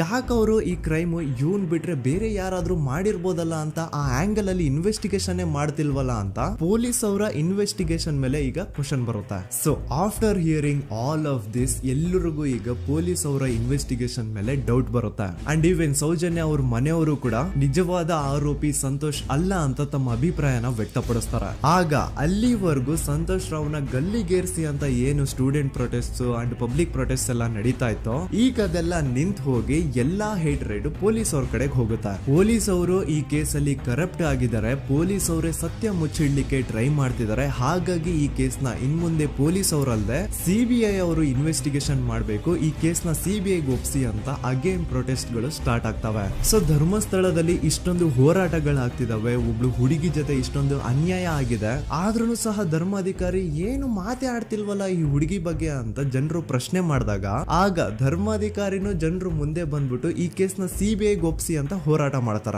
ನಂತರ ಈ ಒಂದು ಕೇಸು ಪೊಲೀಸ್ ಅವರಿಂದ ಸಿಬಿಐ ಕೈಗೆ ಹೋಗುತ್ತೆ. ಸಿಬಿಐ ಕೈಗೆ ಹೋಗಿದ ತಕ್ಷಣ ಇಲ್ಲೇನು ಸತ್ಯ ಹೊರಗೆ ಬಂದಿಲ್ಲ. ಆ ಸಿಬಿಐ ಅವರು 3-4 ವರ್ಷ ಟೈಮ್ ತಗೊಂಡು ಮತ್ತೆ ಈ ಒಂದು ಕೇಸ್ ನ ರೀ ಇನ್ವೆಸ್ಟಿಗೇಷನ್ ಮಾಡ್ತಾರ. ಆದ್ರೆ ಅಲ್ಲೇನು ಇನ್ವೆಸ್ಟಿಗೇಷನ್ ಮಾಡ್ಲಿಕ್ಕೆ ಉಳ್ದೇ ಇರಲ್ಲ. ಆ ಪೊಲೀಸ್ ಅವರು ಅವ್ರ ಕೈಯಲ್ಲಿ ಈ ಕೇಸ್ ಇದ್ದಷ್ಟು ದಿನ ಎಷ್ಟಾಗುತ್ತೋ ಅಷ್ಟು ಎವಿಡೆನ್ಸ್ ನ ಡಿಸ್ಟ್ರಾಯ್ ಮಾಡ್ಬಿಟ್ಟಿರ್ತಾರ. ಸೊ ಹಾಗಾಗಿ ಅಲ್ಲಿ ಸಿಬಿಐ ಅವ್ರಿಗೆ ಇನ್ವೆಸ್ಟಿಗೇಷನ್ ಮಾಡ್ಲಿಕ್ಕೆ ಏನ್ ಉಳ್ದೇ ಇರಲ್ಲ. ಆದ್ರೂ ಸ್ಟಿಲ್ ಅವರು 3-4 ಇಯರ್ಸ್ ಟೈಮ್ ತಗೊಂಡು ನಂತರ ಫೈನಲಿ ಒಂದು ರಿಪೋರ್ಟ್ ನ ಕೋರ್ಟ್ ಗೆ ಸಬ್ಮಿಟ್ ಮಾಡ್ತಾರ. ಅಂಡ್ ಸಿಬಿಐ ಅವರು ಕೋರ್ಟ್ ಗೆ ಸಬ್ಮಿಟ್ ಮಾಡಿರುವಂತಹ ಆ ಒಂದು ರಿಪೋರ್ಟ್ ಅಲ್ಲಿ ಏನಿತ್ತು ಅಂದ್ರೆ ಸಿಬಿಐ ಇನ್ವೆಸ್ಟಿಗೇಷನ್ ಕನ್ಫರ್ಮ್ಸ್ ದಟ್ ಈ ಒಂದು ಕ್ರೈಮ್ ನ ಸಂತೋಷ್ ರಾವ್ ಮಾಡಿದಾನೆ ಅಂತ. ಆದ್ರೆ ಐರಾನಿ ಈಸ್ ಇದೇ ಒಂದು ರಿಪೋರ್ಟ್ ಅಲ್ಲಿ ಇವ್ರು ಏನ್ ಹೇಳ್ತಾರೆ ಅಂದ್ರೆ ಅವ್ರಿಗೆ ಯಾವುದೇ ತರ ಎವಿಡೆನ್ಸ್ ಸಿಕ್ಕಿಲ್ಲ ಅಂತ. ಯಾಕಂದ್ರೆ ಈ ಸೌಜನ್ಯ ಕೇಸು ಪೊಲೀಸ್ ಅವ್ರ ಕೈಯಲ್ಲಿ ಇದ್ದಾಗ ಪೊಲೀಸ್ ಅವರು ತಮ್ಮ ನಿರ್ಲಕ್ಷ್ಯದಿಂದ ಎಲ್ಲಾ ಎವಿಡೆನ್ಸ್ ನ ಕಳ್ಕೊಂಡ್ಬಿಟ್ಟಿರ್ತಾರ. ಅಂತದ್ರಲ್ಲಿ ಯಾವ ಒಂದು ಆಧಾರದ ಮೇಲೆ ಇವರು ಸಂತೋಷ್ ರಾವ್ ಈ ಕ್ರೈಮ್ ನ ಮಾಡಿದ್ದಾರೆ ಅಂತ ಕ್ವಶನ್ ಮಾಡಿದಾಗ ಸಿಬಿಐ ಅವ್ರ ಕಡೆಯಿಂದ ನೋ ಆನ್ಸರ್. ನೋಡಿ, ಮೊದ್ಲು ಈ ಒಂದು ಕೇಸ್ ನ ಪೊಲೀಸ್ ಅವರು ಇನ್ವೆಸ್ಟಿಗೇಷನ್ ಮಾಡಿ ನಂತರ ಈ ಒಂದು ಕೇಸು ಸಿಬಿಐ ಅವ್ರ ಕೈಗೆ ಹೋಗಿ ಅವರು 3-4 ವರ್ಷ ಟೈಮ್ ತಗೊಂಡು ಇನ್ವೆಸ್ಟಿಗೇಷನ್ ಮಾಡಿ ದೆನ್ ಫೈನಲ್ ರಿಪೋರ್ಟ್ ನ ಕೋರ್ಟ್ ಗೆ ಸಬ್ಮಿಟ್ ಮಾಡೋಷ್ಟ್ರಲ್ಲಿ ಸುಮಾರು 5-6 ವರ್ಷ ಕಳೆದು ಹೋಗಿರುತ್ತೆ. ಅಂಡ್ ಸ್ಟಿಲ್ ಈ ಒಂದು ಕೇಸಲ್ಲಿ ಏನೂ ಕನ್ಕ್ಲೂಷನ್ ಸಿಕ್ಕಿರಲ್ಲ. ಎವ್ರಿ ಇಯರ್ ಸೌಜನ್ಯನ ಬರ್ತ್ಡೇ ಇದ್ದಾಗ ಅಥವಾ ತಿಥಿ ಇದ್ದಾಗ ಅವಳನ್ನ ನೆನೆಸ್ಕೊಂಡು ಅವಳ ಹೆಸರಲ್ಲಿ public protest and student protest ನಡೀತಾನೆ ಇರ್ತವೆ. ಸೊ ಒಂದು ದಿನ ಈ ಒಂದು ಪ್ರೊಟೆಸ್ಟ್ ಗಳ ನ್ಯೂಸ್ ಗಿರೀಶ್ ಮುಟ್ಟಣ್ಣನವರ ಗಮನಕ್ಕೆ ಬರುತ್ತೆ. ಯಾರು ಈ ಗಿರೀಶ್ ಮುಟ್ಟಣ್ಣನವರ ಅಂದ್ರೆ ಇವರು very honest X police man. ನೀವು ನಂಬಲ್ಲ, ಇವ್ರು ಪೊಲೀಸ್ ಆಫೀಸರ್ ಇದ್ದಾಗ ಪಬ್ಲಿಕ್ ಅಲ್ಲಿ ಒಬ್ಬ MLA ಹೊಡೆದಿರ್ತಾರ. ಅಷ್ಟೇ ಅಲ್ಲ, ಪೊಲೀಸ್ ಡಿಪಾರ್ಟ್ಮೆಂಟ್ ಅಲ್ಲಿ ಕರಪ್ಷನ್ ಇದೆ, ಕರಪ್ಷನ್ ಇದ್ದಿದ್ ಕಡೆ ನಾನ್ ಇರಲ್ಲ ಅಂತ ಹೇಳ್ಬಿಟ್ಟು ತಮ್ಮ ಪೊಲೀಸ್ ಡ್ಯೂಟಿನ ಬಿಟ್ಬಿಟ್ಟು ಈಗ ಸಮಾಜದಲ್ಲಿ ಏನೇ ಅನ್ಯಾಯ ಆಗಿದ್ರು ಅದ್ರ ಅಗೇನ್ಸ್ಟ್ ವಾಯ್ಸ್ ರೈಸ್ ಮಾಡ್ತಿದಾರೆ. ಸೊ ಈ ಗಿರೀಶ್ ಮುಟ್ಟಣ್ಣನವರಿಗೆ ಸೌಜನ್ಯ ಕೇಸ್ ಬಗ್ಗೆ ಗೊತ್ತಾದಾಗ ಅವ್ರಿಗೆ ಈ ಕೇಸು ತುಂಬಾನೇ ಕಾಡುತ್ತೆ. ಅಲ್ಲ, ಇಷ್ಟೊಂದು ವರ್ಷಗಳಾಗೋಯ್ತು ಆ ಹುಡುಗಿ ಜೊತೆ ಅನ್ಯಾಯ ಆಗಿ, ಸ್ಟಿಲ್ ಈ ಒಂದು ಕೇಸ್ ನ ಕನ್ಕ್ಲೂಷನ್ ಸಿಕ್ತಿಲ್ವಲ್ಲ, ಏನ್ ನಡೀತಿದೆ ಧರ್ಮಸ್ಥಳದಲ್ಲಿ ಅರ್ಥ ಆಗ್ತಿಲ್ವಲ್ಲ ಅಂತ ಈ ಗಿರೀಶ್ ಅವರು ತಮ್ಮ ಹಳೆ ಪೊಲೀಸ್ ಕಾಂಟ್ಯಾಕ್ಟ್ಸ್ ನ ಯೂಸ್ ಮಾಡ್ಕೊಂಡು ಆ ಸೌಜನ್ಯ ಕೇಸ್ ಫೈಲ್ ನ ಒಂದು ಕಾಪಿನ ತಮ್ಮ ಹತ್ರ ತರಿಸ್ಕೋತಾರ. ಆ ಒಂದು ಕೇಸ್ ಫೈಲ್ ಅಲ್ಲಿ ಸೌಜನ್ಯ ಬಗ್ಗೆ ಅಷ್ಟೇ ಅಲ್ಲದೆ ಸಂತೋಷ್ ರಾವ್ ಬಗ್ಗೆನೂ ಇನ್ಫಾರ್ಮೇಶನ್ ಇರುತ್ತೆ. ಅಂಡ್ ಗಿರೀಶ್ ಅವರು ಸಂತೋಷ್ ಬಗ್ಗೆ ಇರುವಂತಹ ಇನ್ಫಾರ್ಮೇಶನ್ ನೋಡ್ತಾ ಇರ್ಬೇಕಾದ್ರೆ ಅವರು ಒಂದು ವಿಷಯನ ನೋಟಿಸ್ ಮಾಡ್ತಾರ. ಅದೇನಂತಂದ್ರೆ ಪೊಲೀಸ್ ಅವರು ಸಂತೋಷ್ ರಾವ್ನ ಬರೀ ಸೌಜನ್ಯ ಕೇಸಲ್ಲಿ ಒಂದೇ ಫಿಟ್ ಮಾಡಿರಲ್ಲ, ಸೌಜನ್ಯ ಸಾಯೋಕ್ಕಿಂತ 20 ದಿನ ಹಿಂದೆ ಧರ್ಮಸ್ಥಳದಲ್ಲೇ ನಡೆದಿರುವಂತಹ ಒಂದು ಕ್ರೈಮ್ ಅಲ್ಲಿನೂ ಸಹ ಸಂತೋಷ್ ರಾವೇ ಆರೋಪಿ ಅಂತ ಮೆನ್ಷನ್ ಮಾಡಿರ್ತಾರ. ಸೊ ಸೌಜನ್ಯ ಕೇಸ್ ಬಿಟ್ಟು ಆ ಇನ್ನೊಂದು ಕೇಸ್ ಯಾವುದು, ಅದಕ್ಕೂ ಸಂತೋಷ್ಗೂ ಏನ್ ಸಂಬಂಧ, ಅದ್ರಲ್ಲಿ ಯಾಕೆ ಸಂತೋಷ್ನ ಪೊಲೀಸ್ ಅವರು ಫಿಟ್ ಮಾಡಿದ್ರು ಅಂತ ಪ್ರತಿಯೊಂದು ಹೇಳ್ತೀನಿ. ಆದ್ರೆ ನಾನಿಲ್ಲಿ ಯಾರ್ದೂನು ರಿಯಲ್ ನೇಮ್ಸ್ ನ ಬಳಸಲ್ಲ. ಯಾಕಂದ್ರೆ ಮುಂದೆ ಕೇಸಲ್ಲಿ ತುಂಬಾ ದೊಡ್ಡ ಪವರ್ಫುಲ್ ವ್ಯಕ್ತಿಗಳ ಹೆಸರುಗಳು ಬರ್ತವೆ. ಅಂಡ್ ನನ್ ವಿಡಿಯೋ ಯೂಟ್ಯೂಬ್ ಇಂದ ಡಿಲೀಟ್ ಆಗೋದು ನನ್ಗೆ ಇಷ್ಟ ಇಲ್ಲ. ಹಾಗಾಗಿ ನಾನಿಲ್ಲಿ ಯಾರ್ದೂನು ರಿಯಲ್ ನೇಮ್ಸ್ ನ ಬಳಸ್ತಿಲ್ಲ. ಬಟ್ ಯಾರ ಬಗ್ಗೆ ಹೇಳ್ತಿದ್ದೀನಿ ಅಂತ ಒಂದ್ ಸ್ವಲ್ಪ ನೀವೇ ಅರ್ಥ ಮಾಡ್ಕೊಳ್ಳಿ. ನೋಡಿ, ಧರ್ಮಸ್ಥಳದಲ್ಲಿ ಮಾಫಿಯಾ ಕೈಂಡ್ ಆಫ್ ನಡೆಸ್ತಿರುವಂತಹ ಒಂದು ವೆರಿ ಪವರ್ಫುಲ್ ಗೌಡ್ರು ಕುಟುಂಬ ಇದೆ. ಇವ್ರ ಹತ್ರ ಬೇಜನ್ ಆಸ್ತಿ, ಬೇಜನ್ ದುಡ್ಡು, ಬೇಜನ್ ಪವರ್, ಬೇಜನ್ ಇನ್ಫ್ಲೂಯೆನ್ಸ್ ಎಲ್ಲಾನು ಇದೆ. ಆ ಊರಲ್ಲಿ ಈ ಗೌಡ್ರು ಕುಟುಂಬದ್ದು ಎಷ್ಟೊಂದು ಕಂಟ್ರೋಲ್ ಇದೆ ಅಂತಂದ್ರೆ ಅವ್ರನ್ನ ಎದುರು ಹಾಕೊಳ್ಳೋರೆ ಯಾರು ಇಲ್ಲ. ಅಂಡ್ ಈ ಒಂದು ಗೌಡ್ರು ಕುಟುಂಬ ಒಂದು ಪ್ರೈವೇಟ್ ಟ್ರಸ್ಟ್ ಹೆಸರಲ್ಲಿ ಒಂದು ವೆರಿ ಪಾಪ್ಯುಲರ್ ದೇವಸ್ಥಾನನ ಸುಮಾರು ವರ್ಷಗಳಿಂದ ತಲೆ ಮಾರುಗಳಿಂದನೂ ನಡ್ಸ್ಕೊಂಡ್ ಬಂದಿರ್ತಾರ. ಅದೇ ಒಂದು ದೇವಸ್ಥಾನದಲ್ಲಿ 60 ವರ್ಷ ವಯಸ್ಸಾಗಿರುವಂತಹ ನಾರಾಯಣ ಅನ್ನೋ ಒಬ್ಬ ವ್ಯಕ್ತಿ ಮಾವುತನಾಗಿ ಕೆಲಸ ಮಾಡ್ತಿರ್ತಾನೆ. ನಾರಾಯಣ ಅವ್ರ ತಂದೆನೂ ಅದೇ ದೇವಸ್ಥಾನದಲ್ಲಿ ಮಾವುತಾಗಿ ಕೆಲಸ ಮಾಡ್ತಾ ಇದ್ರು, ಅವ್ರ ತಂದೆನೂ ಅದೇ ದೇವಸ್ಥಾನದಲ್ಲಿ ಮಾವುತಾಗಿ ಕೆಲಸ ಮಾಡ್ತಾ ಇದ್ರು. ಸೊ ಹೀಗೆ ತಲೆ ಮಾರುಗಳಿಂದ ಮಾವುತಾಗಿನೇ ನಾರಾಯಣನ ಕುಟುಂಬ ಆ ಒಂದು ದೇವಸ್ಥಾನದಲ್ಲಿ ಕೆಲಸ ಮಾಡ್ತಾ ಇರುತ್ತೆ. ಸೊ ಒಮ್ಮೆ ತುಂಬಾ ವರ್ಷಗಳ ಹಿಂದೆ ನಾರಾಯಣ ಅವ್ರ ತಂದೆ ಆ ದೇವಸ್ಥಾನದಲ್ಲಿ ಮಾವುತಾಗಿ ಕೆಲಸ ಮಾಡ್ತಾ ಇರ್ಬೇಕಾದ್ರೆ ಆಗಿನ ದೇವಸ್ಥಾನದ ಧರ್ಮಾಧಿಕಾರಿ ಆ ಮಾವುತನ ಕೆಲ್ಸದ ಮೇಲೆ ಇರುವಂತಹ ನಿಷ್ಠೆ, ಅವನ ನಿಯತ್ತು ಅಂಡ್ ತಲೆಮಾರುಗಳಿಂದ ಅವರು ದೇವಸ್ಥಾನಕ್ಕೆ ಸಲ್ಲಿಸ್ತಿರುವಂತಹ ಸೇವೆನ ಮೆಚ್ಚಿ ಆ ಧರ್ಮಾಧಿಕಾರಿ ಆ ನಾರಾಯಣ ಅವ್ರ ತಂದೆ ಆ ಮಾವುತನಿಗೆ ಒಂದು ಜಮೀನ ಕೊಡ್ತಾರೆ ಆಸ್ ಎ ಗಿಫ್ಟ್ ಆಗಿ. ಸೊ ಈಗ ಫ್ಲಾಶ್ ಬ್ಯಾಕ್ ಇಂದ ಒಂದ್ ಸ್ವಲ್ಪ ಮುಂದೆ ಬರುವ 2010-11ರಲ್ಲಿ ಯಾವೊಂದು ಜಮೀನ ಆಗಿನ ಧರ್ಮಾಧಿಕಾರಿ ನಾರಾಯಣ ಅವ್ರ ತಂದೆಗೆ ಆಸ್ ಎ ಗಿಫ್ಟ್ ಆಗಿ ಕೊಟ್ಟಿದ್ರು, ಈಗ ನಾರಾಯಣ ಅವ್ರ ತಂದೆ ಸತ್ ಹೋಗಿ ಆ ಒಂದು ಜಮೀನು ನಾರಾಯಣ ಹೆಸರಿಗೆ ಆಗಿರುತ್ತೆ. ಅಂಡ್ ಆಗಷ್ಟೇ ಗೊತ್ತಾಗುತ್ತೆ ಆ ಜಮೀನ ವೆರಿ ಆಪೋಸಿಟ್ ಒಂದು ದೊಡ್ಡ ಹೈವೇ ಬರ್ತಿದೆ ಅಂಡ್ ಅದರಿಂದ ಜಮೀನ ರೇಟು 10 ಪಟ್ಟು ಜಾಸ್ತಿ ಆಗುತ್ತೆ ಅಂತ. ಸೊ ಈ ವಿಷಯ ಗೊತ್ತಾಗಿ ನೋಡಿ, ದಾನ ಮಾಡದಂತಹ ಧರ್ಮಾಧಿಕಾರಿ ಅಂತೂ ಸತ್ ಹೋದ್ರು, ಆದ್ರೆ ಅವ್ರ ಮುಂದಿನ ಪೀಳಿಗೆ ಅವ್ರಿಗೆ ಈ ಜಮೀನ್ ಮೇಲೆ ಕಣ್ಬಿದ್ದು ನಾರಾಯಣ ಅವ್ರ ಹತ್ರ ಆ ಜಾಗನ ವಾಪಸ್ ಕೇಳ್ತಾರ. ಆದ್ರೆ ನಾರಾಯಣ ಕೊಡಲ್ಲ. ಇಲ್ಲ, ನಾನ್ ಯಾಕೆ ಕೊಡ್ಲಿ, ನಮ್ ತಂದೆಯಿಂದ ಸಿಕ್ಕಿರುವಂತಹ ಜಮೀನ್ ಇದು, ನಮ್ ತಂದೆಯ ಕೊನೆ ಗುರುತು ಇದು ನನ್ನ ಹತ್ರ ಇರೋದು, ಸೊ ಇದನ್ನ ನಾನು ಯಾವುದೇ ಕಾರಣಕ್ಕೂ ಬಿಟ್ಕೊಡಲ್ಲ ಅಂತ ಆ ಗೌಡ್ರು ಕುಟುಂಬನ ನಾರಾಯಣ ಎದುರು ಹಾಕೋತಾರ. ಆಗ ಗೌಡ್ರು ಕುಟುಂಬದವ್ರಿಗೆ ಕೋಪ ಬಂದು ಅವ್ರೇನ್ ಮಾಡ್ತಾರೆ ಅಂದ್ರೆ, ನಾರಾಯಣ ಮನೆಗೆ ನೀರಿನ ಸಪ್ಲೈ ಇರುತ್ತಲ್ವಾ ಅದನ್ನ ಬಂದ್ ಮಾಡ್ತಾರ, ಎಲೆಕ್ಟ್ರಿಸಿಟಿ ಸಪ್ಲೈನು ಕಟ್ ಆಫ್ ಮಾಡ್ತಾರ, ಊರಲ್ಲಿ ಇರುವಂತಹ ಎಲ್ಲಾ ಚರಂಡಿಗಳನ್ನ ಕ್ಲೀನ್ ಮಾಡಿ ಆ ಕಸ ಏನಿರುತ್ತೋ ಅದನ್ನ ತಂದು ನಾರಾಯಣ ಮನೆ ಮುಂದೆ ಹಾಕ್ತಾರ. ಇಷ್ಟೇ ಅಲ್ಲ, ನಾರಾಯಣ ಅವ್ರ ಹೆಂಡತಿ ಮಕ್ಕಳು ಎಲ್ಲಾದ್ರೂ ಆಚೆ ಹೋಗ್ತಾ ಬರ್ತಾ ಇದ್ರೆ ಅವ್ರನ್ನ ಕೆಟ್ಟದಾಗ ಬೈಯೋದು, ಹೊಡ್ಕೊಳ್ಳೋದು, ಬಡ್ಕೊಳ್ಳೋದೆಲ್ಲ ಮಾಡ್ತಿರ್ತಾರ. ಇಷ್ಟೆಲ್ಲ ಆಗ್ತಾ ಇದ್ರು ಸ್ಟಿಲ್ ನಾರಾಯಣ ಮಾತ್ರ ಆ ಜಾಗನ ಬಿಟ್ಕೊಡಲ್ಲ. ಆ ಜಾಗದಗೋಸ್ಕರ ನೀನ್ ಬೇಕಿದ್ರೆ ಇದನ್ನೆಲ್ಲ ಸಹಿಸ್ಕೊಂಡಿರಪ್ಪ, ನಮ್ ಕೈಲಂತೂ ಆಗಲ್ಲ ಅಂತ ನಾರಾಯಣನ ಹೆಂಡತಿ ಮಕ್ಕಳು ಅವನ್ನ ಬಿಟ್ಟು ಬೇರೆ ಊರಿಗೆ ಹೋಗ್ಬಿಡ್ತಾರ. ಈಗ ಮನೆಯಲ್ಲಿ ನಾರಾಯಣ ಅಂಡ್ 45 ವರ್ಷ ವಯಸ್ಸಿರುವಂತಹ ನಾರಾಯಣ ಅವ್ರ ತಂಗಿ ಯಮುನಾ ಅವ್ರು ಮಾತ್ರ ಇಬ್ರೇ ಇರ್ತಾ ಇದ್ರು. ಸೊ ಒಂದೊಳ್ಳೆ ಅವಕಾಶ ನೋಡ್ಕೊಂಡು 21 ಸೆಪ್ಟೆಂಬರ್ 2012 ಮನೆಯಲ್ಲಿ ನಾರಾಯಣ ಹಾಗೂ ಯಮುನಾ ಇರ್ಬೇಕಾದ್ರೆ ಯಾರೋ ಮನೆ ಒಳಗಡೆ ನುಗ್ಗಿ ನಾರಾಯಣನ್ಗೆ ಹೊಡೆದು ಯಮುನಾಗೂ ಸಹ ಹೊಡೆದು ನಂತರ ಅವಳು ಮಾಡಿ ದೆನ್ ನಾರಾಯಣ ಹಾಗೂ ಯಮುನನ ತಲೆನ ಒಂದು ರುಬ್ಬಗುಂಡಿಂದ ಚಚ್ಚಿ ಸಾಯಿಸ್ಬಿಡ್ತಾರ. ಈ ಕೊಲೆ ಆಗಿದ್ದು ಕಳ್ಳತನಗೋಸ್ಕರ ಅಂತ ಪೊಲೀಸ್ ಅವರು ತಮ್ಮ ರಿಪೋರ್ಟ್ ಅಲ್ಲಿ ಬರೀತಾರ. ಆದ್ರೆ ಪಾಯಿಂಟ್ ಏನ್ ಗೊತ್ತಾ, ಆ ಮನೇಲಿ ಒಂದ್ ಸ್ವಲ್ಪನೂ ಹಣ ಆಗ್ಲಿ ಅಥವಾ ಬಂಗಾರ ಆಗ್ಲಿ ಕಳ್ಳತನ ಆಗಿರಲ್ಲ. ಕಳ್ಳತನ ಆಗಿರೋದು ಕೇವಲ ಆ ಮೇನ್ ರೋಡ್ ಅಲ್ಲಿ ಇದ್ದಂತಹ ಪ್ರಾಪರ್ಟಿ ಪೇಪರ್ಸ್. ಎಂತ ಕೋಇನ್ಸಿಡೆನ್ಸ್ ನೋಡಿ, ಯಾವ ಒಂದು ಜಮೀನಿನ ಪತ್ರ ನಾರಾಯಣ ಮನೆಯಿಂದ ಕಳ್ಳತನ ಆಗಿದ್ವೋ ಅದೇ ಒಂದು ಜಮೀನಲ್ಲಿ 10 ವರ್ಷ ಆದ ನಂತರ ಒಂದು ದೊಡ್ಡ ಹೋಟೆಲ್ ಸ್ಥಾಪನೆ ಆಗುತ್ತೆ ಅಂಡ್ ಆ ಹೋಟೆಲ್ ನ ಇನಾಗ್ರೇಷನ್ ಗೆ ಚಿಕ್ಕ ಗೌಡ್ರು ಬರ್ತಾರ. ಸೊ ಈಗೇನು ನಾರಾಯಣ ಹಾಗೂ ಯಮುನನ ಕೊಲೆ ಆಗಿದ್ಯೋ ಇದಾಗಿದ್ದು 20 ದಿನ ಆದ್ಮೇಲೆ ಸೌಜನ್ಯ ಜೊತೆ ಅಂತ ನಿರ್ದಯ ಘಟನೆ ಆಗಿದ್ದು. ಸೊ ಪೊಲೀಸ್ ಅವರು ಸೌಜನ್ಯ ಕೇಸಲ್ಲಿ ಸಂತೋಷ್ ರಾವ್ನ ಫಿಟ್ ಮಾಡೋದಲ್ದೆ ಈ ಒಂದು ನಾರಾಯಣ ಹಾಗೂ ಯಮುನಾ ಕೇಸಲ್ಲೂ ಸಹ ಸಂತೋಷ್ ರಾವ್ನೆ ಫಿಟ್ ಮಾಡಿರ್ತಾರ. ಇಲ್ಲಿ ಡೇಟ್ಸ್ ನ ಸ್ವಲ್ಪ ನೆನ್ಪಿಟ್ಕೊಳ್ಳಿ. ನಾರಾಯಣ ಹಾಗೂ ಯಮುನನ ಕೊಲೆ ಆಗಿದ್ದು 21 ಸೆಪ್ಟೆಂಬರ್ 2012 ಅಂಡ್ ಸಂತೋಷ್ ರಾವ್ ಧರ್ಮಸ್ಥಳ ಬಂದಿದ್ದು 9 ಅಕ್ಟೋಬರ್ 2012, 20 ದಿನ ಆದ್ಮೇಲೆ. ಸೊ ನಾರಾಯಣ ಹಾಗೂ ಯಮುನನ ಕೊಲೆ ಆದಾಗ ಊರಲ್ಲೇ ಇಲ್ದೆ ಎಲ್ಲೋ ಶೃಂಗೇರಿಯಲ್ಲಿ ಯಾವುದೋ ಒಂದು ಹೋಟೆಲ್ ಅಲ್ಲಿ ಕೆಲಸ ಮಾಡ್ತಿದ್ದಂತಹ ಸಂತೋಷ್ ರಾವ್ ಹೇಗೆ ಈ ಒಂದು ಕೇಸಲ್ಲಿ ಆರೋಪಿ ಆಗ್ತಾನೆ? ಸೊ ಇದೇ ಒಂದು ಪಾಯಿಂಟ್ ನ ನೋಟಿಸ್ ಮಾಡಿ ಗಿರೀಶ್ ಮುಟ್ಟಣ್ಣನವರು ಧರ್ಮಸ್ಥಳಕ್ಕೆ ಬಂದು ಸಂತೋಷ್ ನ ಲಾಯರ್ ಜೊತೆ ಡಿಸ್ಕಸ್ ಮಾಡ್ತಾರ. ದೆನ್ ಫೈನಲಿ ಏನೋ ತಪ್ಪು ಮಾಡದೆ ಸುಳ್ಳು ಆರೋಪಗಳಿಂದ ಕರಪ್ಟ್ ಪೊಲೀಸ್ ಆಫೀಸರ್ಸ್ ನ ಮಿಸ್ಲೀಡಿಂಗ್ ಇನ್ವೆಸ್ಟಿಗೇಷನ್ ಇಂದ ಸಂತೋಷ್ ರಾವ್ ತನ್ನ ಜೀವನದ 8-10 ವರ್ಷನ ಜೈಲಲ್ಲಿ ಕಳೆದು ಫೈನಲಿ ರಿಲೀಸ್ ಆಗ್ತಾನೆ. ಒಂಥರ ಈ ಕೇಸಿಂದ ಸಂತೋಷ್ ರಾವ್ನ ಇಡೀ ಲೈಫೇ ಸ್ಪಾಯ್ಲ್ ಆಗೋಯ್ತು.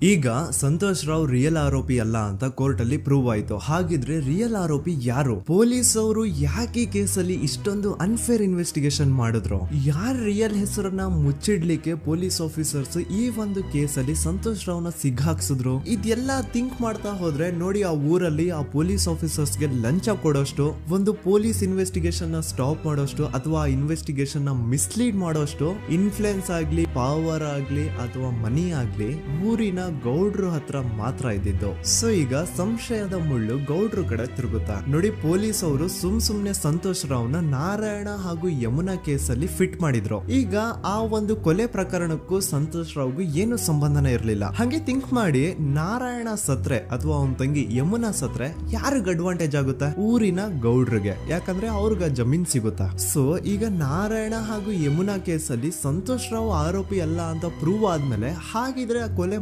ಮಾಡ್ದವ್ರು ಯಾರು ಅಂತ ಹಾಗೆ ಥಿಂಕ್ ಮಾಡಿದ್ರೆ ಗಿರೀಶ್ ಮುಟ್ಟಣ್ಣನವರಿಗೆ ಆ ಊರಿನ ಗೌಡ್ರ ಮೇಲೆ ಡೌಟ್ ಬರುತ್ತೆ. ಅದೇ ಒಂದು ಡೌಟ್ ಅಲ್ಲಿ ಗಿರೀಶ್ ಮುಟ್ಟಣ್ಣನವರು ಮಹೇಶ್ ತಿಮ್ರೊಡ್ಡಿ ಅಂತ ಇನ್ನೊಬ್ರ ಜೊತೆ ಸೇರ್ಕೊಂಡು ಈ ಹಿಂದೆ ಆ ಒಂದು ಊರಲ್ಲಿ ಆ ಧರ್ಮಸ್ಥಳದಲ್ಲಿ ಈ ಊರಿನ ಗೌಡ್ರು ಯಾವ್ದಾವ್ದೆಲ್ಲ ಕ್ರೈಮ್ ಗಳು ಮಾಡಿದಾರೆ ಅಂತ ಊರಿನ ಜನರಿಂದ ತಿಳ್ಕೊತಾರ. ನಂತರ ಆ ಊರಿನ ಜನ ಯಾವ್ದಾವ್ದೆಲ್ಲ ಮ್ಯಾಟರ್ಸ್ ಹೇಳಿದ್ರು ಆ ಕೇಸ್ ಫೈಲ್ಸ್ ನೆಲ್ಲ ತಿರುಗಿಸಿ ಮುರುಗಿಸಿ ನೋಡಿದಾಗ ನೀವು ನಂಬಲ್ಲ, ಸೌಜನ್ಯ ಕೇಸ್ ಏನೇನು ಅಲ್ಲ, ಅದಕ್ಕಿಂತ ಭೀಕರ ಕೊಲೆಗಳು ಧರ್ಮಸ್ಥಳದಲ್ಲಿ ಆಗಿವೆ ಅಂಡ್ ಎಲ್ಲಾ ಕೊಲೆಗಳ ಹಿಂದೆ ಗೌಡ್ರು ಕುಟುಂಬದ್ದೇ ಕೈ ಇದೆ ಅಂತ ಎದ್ದು ಕಾಣಿಸುತ್ತೆ. 1977 ವೇದಾವಲ್ಲಿ ಕೇಸ್. ಧರ್ಮಸ್ಥಳ ಹತ್ತಿರ SDM ಪ್ರೈಮರಿ ಅಂಡ್ ಹೈಸ್ಕೂಲ್ ಅಂತ ಒಂದು ಸ್ಕೂಲ್ ಇರುತ್ತೆ ಅಂಡ್ ಈ ಒಂದು ಪ್ರೈವೇಟ್ ಸ್ಕೂಲ್ ಬೇರೆ ಯಾರ್ದು ಅಲ್ಲ, ಆ ಗೌಡ್ರು ಕುಟುಂಬದ. ಈ ಸ್ಕೂಲ್ ಅಲ್ಲಿ 1977 ಅಲ್ಲಿ ವೇದಾವಲ್ಲಿ ಅಂತ ಒಬ್ರು ಟೀಚರ್ ವರ್ಕ್ ಮಾಡ್ತಿರ್ತಾರ. ವೇದಾವಲ್ಲಿ ಆ ಟೀಚರ್ ಜಾಬ್ ಗೆ ತುಂಬಾನೇ ಓವರ್ ಕ್ವಾಲಿಫೈಡ್. ಅವರ ಕ್ವಾಲಿಫಿಕೇಶನ್ಸ್ ನ ಗಮನದಲ್ಲಿ ಇಟ್ಕೊಂಡ್ರೆ ಅವ್ರಿಗೆ HM ಅಥವಾ ಪ್ರಿನ್ಸಿಪಲ್ ನ ಪೋಸ್ಟ್ ಸಿಗ್ಬೇಕು. ಆದ್ರೂ ಸಹ ವೇದಾವಲ್ಲಿ ಆಸ್ ಎ ಟೀಚರ್ ಆಗಿನೇ ಕೆಲಸ ಮಾಡ್ಕೊಂಡು ಹೋಗ್ತಿರ್ತಾರ. ಒಮ್ಮೆ ಏನಾಗುತ್ತೆ, ಸ್ಕೂಲ್ ಅಲ್ಲಿ ಪ್ರಿನ್ಸಿಪಲ್ ನ ಪೋಸ್ಟ್ ಖಾಲಿ ಆಗುತ್ತೆ ಅಂಡ್ ಆ ಒಂದು ಪೋಸ್ಟ್ ಗೆ ಎಲ್ರು ಏನ್ ಅನ್ಕೊಳ್ತಾರೆ, ವೇದಾವಲ್ಲಿನೇ ಸೆಲೆಕ್ಟ್ ಮಾಡೋದು ಅಂತ. ಆದ್ರೆ ವೇದಾವಲ್ಲಿಯ ಕ್ಯಾಸ್ಟ್ ಬೇರೆ ಇದೆ ಅನ್ನೋ ಒಂದೇ ಒಂದು ಕಾರಣಕ್ಕೆ ಆ ಪ್ರಿನ್ಸಿಪಲ್ ನ ಪೋಸ್ಟ್ ವೇದಾವಲ್ಲಿಗೆ ಸಿಗದೆ ಬೇರೆ ಯಾರನ್ನೋ ತಂದು ಕೂರಿಸ್ಬಿಟ್ಟಿರ್ತಾರ. ಇದರಿಂದ ಟೀಚರ್ ವೇದಾವಲ್ಲಿಗೆ ತುಂಬಾ ಕೋಪ ಬಂದು ಅವ್ರ ಸ್ಕೂಲ್ ಮುಂದೆ ಪ್ರೊಟೆಸ್ಟ್ ಮಾಡೋದ್ ಸ್ಟಾರ್ಟ್ ಮಾಡ್ತಾರ ಅಂಡ್ ಈ ವಿಷಯ ಸ್ಕೂಲ್ ನ ಓನರ್ಸ್ ಗೆ ಇಷ್ಟ ಆಗಲ್ಲ. ಸೊ ಅವರು ಆ ಕೋಪನ ಹಾಗೆ ಮನ್ಸಲ್ಲಿ ಇಟ್ಕೊಂಡಿರ್ತಾರ. ಒಮ್ಮೆ ಏನಾಗುತ್ತೆ, ಸ್ಕೂಲ್ ರಜೆ ಇರುತ್ತೆ, ವೇದಾವಲ್ಲಿ ಮನೇಲಿ ಇರ್ತಾರ ಅಂಡ್ ಅವ್ರ ಹಸ್ಬೆಂಡ್ ಡಾಕ್ಟರ್ ಅರಳೆ ಅವ್ರಿಗೆ ಯಾವ್ದೋ ಬೇರೆ ಊರಲ್ಲಿ ಒಂದು ಕಾಲೇಜ್ ಅಲ್ಲಿ ಸೆಮಿನಾರ್ ಏನೋ ಇರುತ್ತೆ. ಸೊ ಅವರು ಅಲ್ಲಿಗೆ ಹೋಗಿರ್ತಾರೆ. ಈಗ ಮನೇಲಿ ಇರೋದು ವೇದಾವಲ್ಲಿ ಒಂದೇ. ಇದೇ ಒಂದು ಅವಕಾಶನ ನೋಡ್ಕೊಂಡು ಯಾರೋ ವೇದಾವಲ್ಲಿ ಅವ್ರ ಮನೆಗೆ ನುಗ್ಗಿ ವೇದಾವಲ್ಲಿಗೆ ಹೊಡೆದು ನಂತರ ಅವ್ರನ್ನ ಜೀವಂತವಾಗಿ ಸುಟ್ಬಿಡ್ತಾರ. ಸ್ವಲ್ಪ ಹೊತ್ತು ನಂತರ ರಾತ್ರಿ ಆಗ್ತಿದ್ದಂಗೆ ಡಾಕ್ಟರ್ ಅರಳೆ ಅವರು ಮನೆಗೆ ವಾಪಸ್ ಬರ್ತಾರೆ ಅಂಡ್ ಮನೆ ಒಳಗಡೆ ಬಂದ್ ನೋಡಿದ್ರೆ ವೇದಾವಲ್ಲಿ ಅವರು ಸತ್ ಹೋಗಿ ಅವರ ಬಾಡಿ ಸುಟ್ ಹೋಗಿ ನೆಲದ ಮೇಲೆ ಬಿದ್ದಿದೆ. ಹೆಂಡತಿನ ಕಳ್ಕೊಂಡಿರುವಂತಹ ದುಃಖನ ಸೈಡ್ಗೆ ಇಟ್ಟು ಡಾಕ್ಟರ್ ಅರಳೆ ಅವರು ಮೊದ್ಲು ಪೊಲೀಸ್ ಸ್ಟೇಷನ್ ಹೋಗ್ಬಿಟ್ಟು ನಮ್ ಮನೆಗೆ ನಾನು ಇಲ್ದೇ ಇರುವಂತಹ ಸಮಯನ ನೋಡ್ಕೊಂಡು ಯಾರೋ ಮನೆ ಒಳಗಡೆ ನುಗ್ಗಿ ನನ್ನ ಹೆಂಡತಿನ ಹೊಡೆದು ನಂತರ ಅವಳನ್ನ ತುಂಬಾ ಭೀಕರವಾಗಿ ಸಾಯಿಸಿದರೆ ಅಂತ ಪೊಲೀಸ್ ಅವ್ರಿಗೆ ರಿಪೋರ್ಟ್ ಕೊಡಕ್ ಹೋದ್ರೆ ಅಲ್ಲಿ ಪೊಲೀಸ್ ಅವರು ಉಲ್ಟಾ ಡಾಕ್ಟರ್ ಅರಳೆ ಮೇಲೆನೆ FIR ಬರ್ದು ನೀನೇ ನಿನ್ ಹೆಂಡತಿನ ಸಾಯಿಸಿದ್ಯಾ, ನಾಟಕ ಮಾಡಬೇಡ ಅಂತ ಅವ್ರನ್ನೇ ಅರೆಸ್ಟ್ ಮಾಡ್ಬಿಡ್ತಾರ. ನಂತರ 2-3 ವರ್ಷ ಜೈಲಲ್ಲೇ ಇದ್ದು ಡಾಕ್ಟರ್ ಅರಳೆ ಅವರು ತಮ್ಮ ಫ್ರೆಂಡ್ಸ್ ಅಂಡ್ ಫ್ಯಾಮಿಲಿ ಮೂಲಕ ಎವಿಡೆನ್ಸ್ ನೆಲ್ಲ ಕಲೆಕ್ಟ್ ಮಾಡಿಸಿ ತಾನ ಕೊಲೆನ ಮಾಡಿಲ್ಲ, ತಾನ್ ತನ್ನ ಹೆಂಡತಿನ ಸಾಯಿಸಿಲ್ಲ ಅಂತ ಕೋರ್ಟ್ ಅಲ್ಲಿ ಪ್ರೂವ್ ಮಾಡ್ಕೊಂಡು ಜೈಲಿಂದ ರಿಲೀಸ್ ಆಗ್ತಾರ. ಸೊ ಈಗ ಡಾಕ್ಟರ್ ಅರಳೆ ಅವರು ಈ ಒಂದು ಕ್ರೈಮ್ ನ ಮಾಡಿಲ್ಲ ಅಂತಂದ್ರೆ ವೇದಾವಲ್ಲಿನ ಅಷ್ಟು ಭೀಕರವಾಗಿ ಸಾಯಿಸಿದವ್ರು ಯಾರು, ಈ ವಿಷಯ ಇವತ್ತಿನವರೆಗೂ ಗೊತ್ತಾಗಿಲ್ಲ. 1986 ಅಲ್ಲಿ ನಡೆದಂತಹ ಪದ್ಮಲತಾ ಕೇಸ್. ಪದ್ಮಲತಾ ಅವ್ರ ತಂದೆ ಕಮ್ಯುನಿಸ್ಟ್ ಪಾರ್ಟಿನ ಲೀಡರ್ ಇರ್ತಾರೆ. ಅವ್ರ ರಿಯಲ್ ನೇಮ್ ಏನು ಅಂತ ನಮಗ್ ಗೊತ್ತಾಗಿಲ್ಲ, ಬಟ್ ಈ ವಿಡಿಯೋದಲ್ಲಿ ಅವ್ರ ಹೆಸರು ಲಕ್ಷ್ಮಣ್ ಅಂತ ಅನ್ಕೊಳ್ಳಿ. ಸೊ ಕಮ್ಯುನಿಸ್ಟ್ ಪಾರ್ಟಿನ ಲೀಡರ್ ಇರುವಂತಹ ಲಕ್ಷ್ಮಣ್ ಅವ್ರಿಗೆ ಊರಲ್ಲಿ ತುಂಬಾನೇ ಸಪೋರ್ಟ್ ಇರುತ್ತೆ, ಊರಿನ ಜನರ ಫೇವ್ರೇಟ್ ಇರ್ತಾರೆ ಇವರು. ಅಂಡ್ ಅದೇ ವರ್ಷ ಅಂದ್ರೆ 1986 ಅಲ್ಲಿ ಪಂಚಾಯತ್ ಎಲೆಕ್ಷನ್ ಬೇರೆ ಇರುತ್ತೆ ಅಂಡ್ ಎಲ್ರಿಗೂ ಗೊತ್ತಿತ್ತು ಲಕ್ಷ್ಮಣೆ ಗೆಲ್ಲೋದು ಅಂತ. ಆ ಪಂಚಾಯತ್ ಎಲೆಕ್ಷನ್ ಅಲ್ಲಿ ಲಕ್ಷ್ಮಣ್ಣ ಆಪೋಸಿಟ್ ಗೌಡ್ರಿಗೆ ತುಂಬಾ ಬೇಕಾಗಿರೋರು ಒಬ್ರು ನಿಂತಿರ್ತಾರ ಅಂಡ್ ಅವ್ರಿಗೂ ಗೊತ್ತಿತ್ತು ಎಲೆಕ್ಷನ್ ಏನಾದ್ರು ಆದ್ರೆ ಲಕ್ಷ್ಮಣ ಎಲೆಕ್ಷನ್ ಅಲ್ಲಿ ಗೆಲ್ಲೋದು ಅಂತ. ಸೊ ಎಲ್ಲಿ ಸೋತೋಗ್ಬಿಡ್ತೀವೋ ಅನ್ನೋ ಭಯಕ್ಕೆ ಆ ಗೌಡ್ರು ಕಡೆ ಅವ್ರು ಏನ್ ಮಾಡ್ತಾರೆ, ಲಕ್ಷ್ಮಣ್ನ ಅಪ್ರೋಚ್ ಮಾಡಿ ಮುಚ್ಕೊಂಡು ಈ ಪಂಚಾಯತ್ ಎಲೆಕ್ಷನ್ ಅಲ್ಲಿ ನಿನ್ ನಾಮಿನೇಷನ್ ನ ಕ್ಯಾನ್ಸಲ್ ಮಾಡು ಅಂತ ವಾರ್ನಿಂಗ್ ಕೊಡ್ತಾರ. ಆದ್ರೆ ಲಕ್ಷ್ಮಣ್ ಅವರು ಅಂಜದೆ ನೀವ್ ಏನ್ ಮಾಡ್ತಿರೋ ಮಾಡ್ಕೊಳ್ರಿ, ಆದ್ರೆ ನಾನ್ ಮಾತ್ರ ನಾಮಿನೇಷನ್ ನ ಕ್ಯಾನ್ಸಲ್ ಮಾಡಲ್ಲ ಅಂತ ಆ ಗೌಡ್ರು ಕುಟುಂಬನ ಎದುರು ಹಾಕೋತಾರ. ದೆನ್ ಎಂತ ಕೋಇನ್ಸಿಡೆನ್ಸ್ ನೋಡಿ, ನೆಕ್ಸ್ಟ್ ಡೇನೆ ಲಕ್ಷ್ಮಣ್ ಅವ್ರ ಮಗಳು ಪದ್ಮಲತಾ ಕಿಡ್ನಾಪ್ ಆಗ್ತಾಳ. ಸುಮಾರು 56 ದಿನ ಅವಳನ್ನ ಯಾರೋ ಕಿಡ್ನಾಪ್ ಮಾಡ್ತಾರೆ ಅಂಡ್ ಆ 56 ದಿನ ಡೈಲಿ ಅವಳನ್ನ ಶೋಷಣೆ ಕೂಡ ಮಾಡ್ತಾರೆ. ನಂತರ 56 ದಿನ ಆದ್ಮೇಲೆ ಪದ್ಮಲತನ ಬಾಡಿ ನೇತ್ರಾವತಿ ನದಿಲಿ ತೇಲ್ತಾ ಸಿಗುತ್ತಾ. ಆಸ್ ಎಕ್ಸ್ಪೆಕ್ಟೆಡ್ ಈ ಕೇಸಲ್ಲೂ ಪೊಲೀಸ್ ಅವ್ರ ಕಡೆಯಿಂದ ಪ್ರಾಪರ್ ಇನ್ವೆಸ್ಟಿಗೇಷನ್ ಆಗಲ್ಲ ಅಂಡ್ ಯಾರ್ ಪದ್ಮಲತನ ಕಿಡ್ನಾಪ್ ಮಾಡಿದ್ರು, ಯಾರು ಅವಳನ್ನ 15 ದಿನವರೆಗೂ ಶೋಷಣೆ ಮಾಡಿ ನಂತರ ಅವಳನ್ನ ಅಷ್ಟು ಭೀಕರವಾಗಿ ಸಾಯಿಸಿದ್ರು ಅಂತ ಇವತ್ತಿನ ದಿನದವರೆಗೂ ಗೊತ್ತಾಗಿಲ್ಲ. ಮತ್ತೆ ನಮಗೆ ಗೊತ್ತಾದದು 22ಕ್ಕೆ ಸ್ಕೂಲ್ ಡೇ 56 ದಿನ ಕಳೆದು ಹೊಳೆಯಲ್ಲಿ ಹೆಣ ಉಂಡು ಎಂದು ಕೇಳಿ ಪೊಲೀಸಿನವರು ಬರುವಾಗ ಬಂದು ಹೇಳುವಾಗ ನಮಗೆ ಗೊತ್ತಾದ. ಅವರು ನನ್ನನ್ನು ಕರ್ಕೊಂಡೋಗಿ ಅಲ್ಲಿ ಹೋಗಿವೆ. ಇನ್ನೊಂದು ಲಾಸ್ಟ್ ಕೇಸ್ ಇದೆ, ಇದು ಅರ್ಲಿ 2000 ಅಲ್ಲಿ ನಡೆದಿರೋದು. ಇವ್ರದ್ದು ಅಷ್ಟಾಗಿ ಡೀಟೇಲ್ಸ್ ನಾನು ಹೇಳಲ್ಲ, ಜಸ್ಟ್ ಮೇಲ್ ಹೇಳ್ತೀನಿ. 2000 ಇಸ್ವಿಯಲ್ಲಿ ಧರ್ಮಸ್ಥಳದಲ್ಲಿ 2 ಫಿನಾನ್ಸ್ ಬ್ಯಾಂಕ್ ಇರ್ತಾವೆ. ಒಂದು ಅಗೇನ್ ರಿಯಲ್ ನೇಮ್ ತಗೊಳ್ಳೋದು ಬೇಡ, ಲೈಕ್ ಜಸ್ಟ್ ಸಹಕಾರ ಗ್ರಾಮೀಣ ಬ್ಯಾಂಕ್ ಅನ್ಕೊಳ್ಳಿ. ಅಂಡ್ ಇನ್ನೊಂದು ಬಂದ್ಬಿಟ್ಟು SDM ಫೈನಾನ್ಸ್ ಪ್ರೈವೇಟ್ ಲಿಮಿಟೆಡ್. ಈ SDM ಫೈನಾನ್ಸ್ ಪ್ರೈವೇಟ್ ಲಿಮಿಟೆಡ್ ಬಂದು ಗೌಡ್ರು ಕುಟುಂಬ ಅವ್ರಿಗೆ ಸೇರಿದ್ದು. ಆ ಕಡೆ ಇವ್ರ ಆಪೋಸಿಟ್ ಏನದು ಗ್ರಾಮೀಣ ಬ್ಯಾಂಕ್ ಇತ್ತು, ಅದರಲ್ಲಿ ಒಬ್ಬ ಮ್ಯಾನೇಜರು ಬಡವ್ರಿಗೆ ಸಹಾಯ ಆಗ್ಲಿ ರೈತರಿಗೆ ಸಹಾಯ ಆಗ್ಲಿ ಅಂತ ತುಂಬಾ ಕಡಿಮೆ ಬಡ್ಡಿಗೆ ಲೋನ್ ಕೊಡ್ತಿರ್ತಾನೆ. ಇದ್ರಿಂದಾಗಿ ಧರ್ಮಸ್ಥಳದಲ್ಲಿ ಆಲ್ಮೋಸ್ಟ್ ಎಲ್ಲಾ ಕಸ್ಟಮರ್ಸ್ ಆ ಗ್ರಾಮೀಣ ಬ್ಯಾಂಕ್ ಕಡೆಗೆ ಹೋಗ್ತಿರ್ತಾರ. SDM ಫೈನಾನ್ಸ್ ಪ್ರೈವೇಟ್ ಲಿಮಿಟೆಡ್ ಕಡೆಗೆ ಯಾರು ಬರ್ತಿರಲ್ಲ. ಇದ್ರಿಂದ ಗೌಡ್ರಿಗೆ ಲಾಸ್ ಆಗ್ತಿರುತ್ತಾ. ಸೊ ಅವ್ರೇನ್ ಮಾಡ್ತಾರೆ, ಆ ಗ್ರಾಮೀಣ ಬ್ಯಾಂಕ್ ನ ಮ್ಯಾನೇಜರ್ ಏನಿದ್ನೋ ಅವನ್ಗೆ ಒಂದು ಸ್ವೀಟ್ ವಾರ್ನಿಂಗ್ ಕೊಡ್ತಾರ. ಮುಚ್ಕೊಂಡು ಇನ್ಮೇಲೆ ಇಂದ ನಿನ್ ಲೋನ್ಸ್ ಕೊಡೋದನ್ನ ನಿಲ್ಸ್ಬಿಡು. ಇನ್ ಕೇಸ್ ಲೋನ್ ಕೊಟ್ರು ನಾವ್ ಯಾವ ಇಂಟ್ರೆಸ್ಟ್ ರೇಟ್ ಗೆ ಲೋನ್ ನ ಕೊಡ್ತಾ ಇದೀವೋ ಅದೇ ರೇಟ್ ಗೆ ನೀನು ಕೊಡುವ ಅಂತ ಫೋರ್ಸ್ ಮಾಡ್ತಾರ. ಆದ್ರೆ ಆ ಗ್ರಾಮೀಣ ಬ್ಯಾಂಕ್ ನ ಮ್ಯಾನೇಜರ್ ಇದ್ಯಾವುದನ್ನು ಕಿವಿಗೆ ಹಾಕೊಳ್ಳಾರ್ದೆ ಅವ್ನ್ ಕೆಲಸ ಅವ್ನ್ ಮಾಡ್ಕೊಂಡು ಹೋಗ್ತಾನ.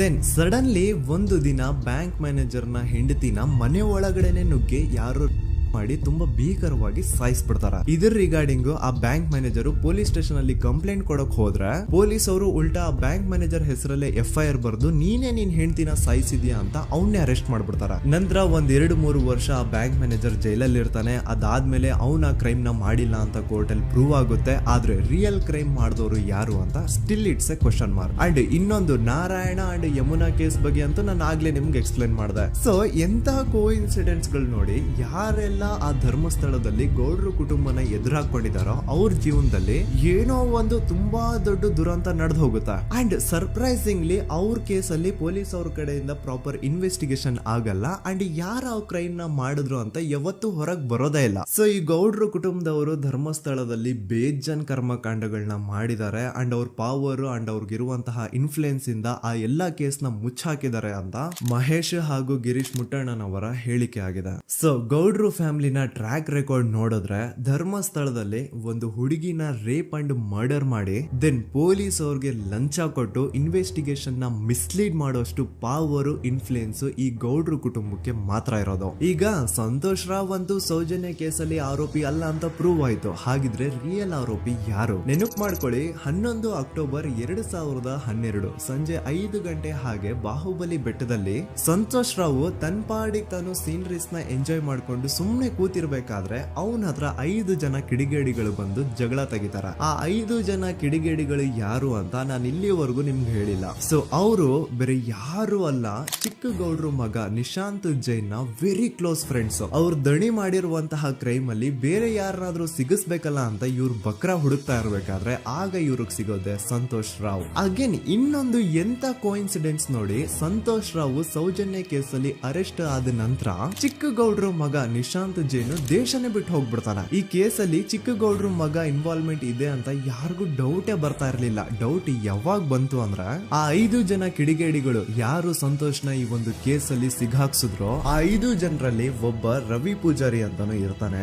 ಅವನ್ಗೆ ತಾನು ತಪ್ಪು ಮಾಡಿದೀನಿ ಅಂತ ಗಿಲ್ಟ್ ಕಾಡುತ್ತೋ ಅಥವಾ ಬೇರೆ ಏನೋ ಗೊತ್ತಿಲ್ಲ, ಆದ್ರೆ ಅವನೇ ಸ್ವತಃ ಪೊಲೀಸ್ ಅವ್ರ ಹತ್ರ ಹೋಗ್ಬಿಟ್ಟು ಸೌಜನ್ಯ ಕೇಸಲ್ಲಿ ನಿಜವಾದ ಆರೋಪಿ ಸಂತೋಷ್ ಅಲ್ಲ ಕಂಡ್ರು, ಅವನ್ನ ಸುಮ್ನೆ ಸಿಗಾಕ್ಸಿರೋದಷ್ಟೇ, ನಿಜವಾದ ಆರೋಪಿಗಳು ಚಿಕ್ಕ ಗೌಡ್ರು ಮಗ ನಿಶಾಂತ್ ಜೈನ್ ಅಂಡ್ ಅವನ್ ಫ್ರೆಂಡ್ಸ್ ಸೂರಜ್, ಕಿರಣ್ ಅಂಡ್ ಕಣ್ಮಣಿ ಅಂತ. ಈ ಎಲ್ಲಾ ವಿಷಯನ ರವಿ ಪೂಜಾರಿ ಪೊಲೀಸ್ ಅವ್ರಿಗೆ ತಿಳಿಸ್ತಾನೆ. ಅಗೇನ್ ಎಂತ ಒಂದು ಕೋಇನ್ಸಿಡೆನ್ಸ್ ನೋಡಿ, ಈ ವಿಷಯಗಳನ್ನ ಊರಿನ ಜನರು ಮುಂದೆ ಹೇಳಿದಂತಹ ರವಿ ಪೂಜಾರಿ ಆಕಸ್ಮಿಕವಾಗಿ ಸತ್ತು ಹೋಗ್ಬಿಡ್ತಾನೆ. ಇವನು ಹೇಳಿದ್ದು ನಿಜ ಅಂತ ಜನರಿಗೆ ಯಾವಾಗ ಕನ್ಫರ್ಮ್ ಆಗುತ್ತೆ ಅಂದ್ರೆ ಸೌಜನ್ಯಗೆ ತುಂಬಾ ಹತ್ರವಾದವ್ರು ಒಬ್ರು ಯಶೋಧ ಅನ್ನೋರು ಕೋರ್ಟ್ ಅಲ್ಲಿ ಬಂದ್ಬಿಟ್ಟು ಸೌಜನ್ಯ ಕೊಲೆ ಆಗಿದ್ದ ದಿನ ಆ ಒಂದು ಸ್ಪಾಟ್ ಅಲ್ಲಿ ನಾನು ಈ 3 ಜನರನ್ನ ನೋಡಿದ್ದೆ ಅಂತ ಸಾಕ್ಷಿ ಹೇಳ್ತಾರೆ. ಈಗ ಎಲ್ಲಾ ಡಾಟ್ಸ್ ನ ಕನೆಕ್ಟ್ ಮಾಡ್ತಾ ಹೋದ್ರೆ ಸೌಜನ್ಯ ಕೇಸ್ ಒಂದೇ ಅಲ್ಲ, ನಾರಾಯಣ ಹಾಗೂ ಯಮುನಾ ಕೇಸಲ್ಲೂ, ವೇದವಲ್ಲಿ ಕೇಸಲ್ಲೂ, ಆ ಬ್ಯಾಂಕ್ ಮ್ಯಾನೇಜರ್ ನ ಕೇಸಲ್ಲೂ ಹಾಗೂ ಪದ್ಮಲತಾ ಕೇಸಲ್ಲೂ ಸೀದಾ ಡೈರೆಕ್ಟ್ ಡೌಟ್ ಬರೋದೆ ಊರಿನ ಗೌಡ್ರ ಮೇಲೆ. I really want to appreciate Kudla rampage YouTube channel, third eye YouTube channel,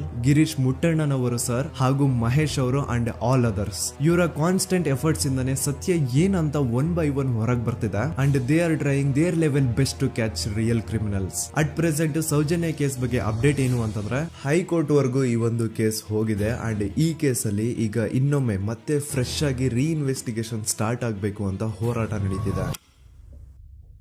so ದೂತ ಪ್ರಜೆಗಳೇ, ಇದಾಗಿತ್ತು ಸೌಜನ್ಯ ಕೇಸ್ ಬಗ್ಗೆ ನಮ್ಮ ಒಂದು ಡೀಟೇಲ್ಡ್ ವಿಡಿಯೋ. ಈ ವಿಡಿಯೋದಲ್ಲಿ ನನ್ನಿಂದ ಎಲ್ಲಾದ್ರೂ ಏನಾದ್ರೂ ಚಿಕ್ಕ ಪುಟ್ಟ ಇನ್ಫಾರ್ಮೇಶನ್ ಮಿಸ್ ಆಗಿದ್ರೆ ಅಥವಾ ಮಿಸ್ಟೇಕ್ ಆಗಿದ್ರೆ ಅದನ್ನ ದಯವಿಟ್ಟು ಕಮೆಂಟ್ ಸೆಕ್ಷನ್ ಅಲ್ಲಿ ಹೈಲೈಟ್ ಮಾಡಿ. ಈ ವಿಡಿಯೋ ಯಾವಾಗ ಯೂಟ್ಯೂಬ್ ಇಂದ ಡಿಲೀಟ್ ಆಗುತ್ತೋ ನನ್ಗಂತೂ ಗೊತ್ತಿಲ್ಲ. ಸೊ ಪ್ಲೀಸ್ ಆದಷ್ಟು ಬೇಗ ಇದನ್ನ ಎಲ್ಲಾ ಕಡೆ ಶೇರ್ ಮಾಡಿ. ಓಕೆ ಪ್ರಜೆಗಳೇ, ಇವತ್ತಿಗಿಷ್ಟು ಸಾಕು ಅನ್ಕೊಳ್ತೀನಿ. ನಾನು ನಿಮ್ಮ ದೂತ ಸಮೀರ್ MD. ಮತ್ತೆ ಸಿಗ್ತೀನಿ ನೆಕ್ಸ್ಟ್ ವಿಡಿಯೋದಲ್ಲಿ.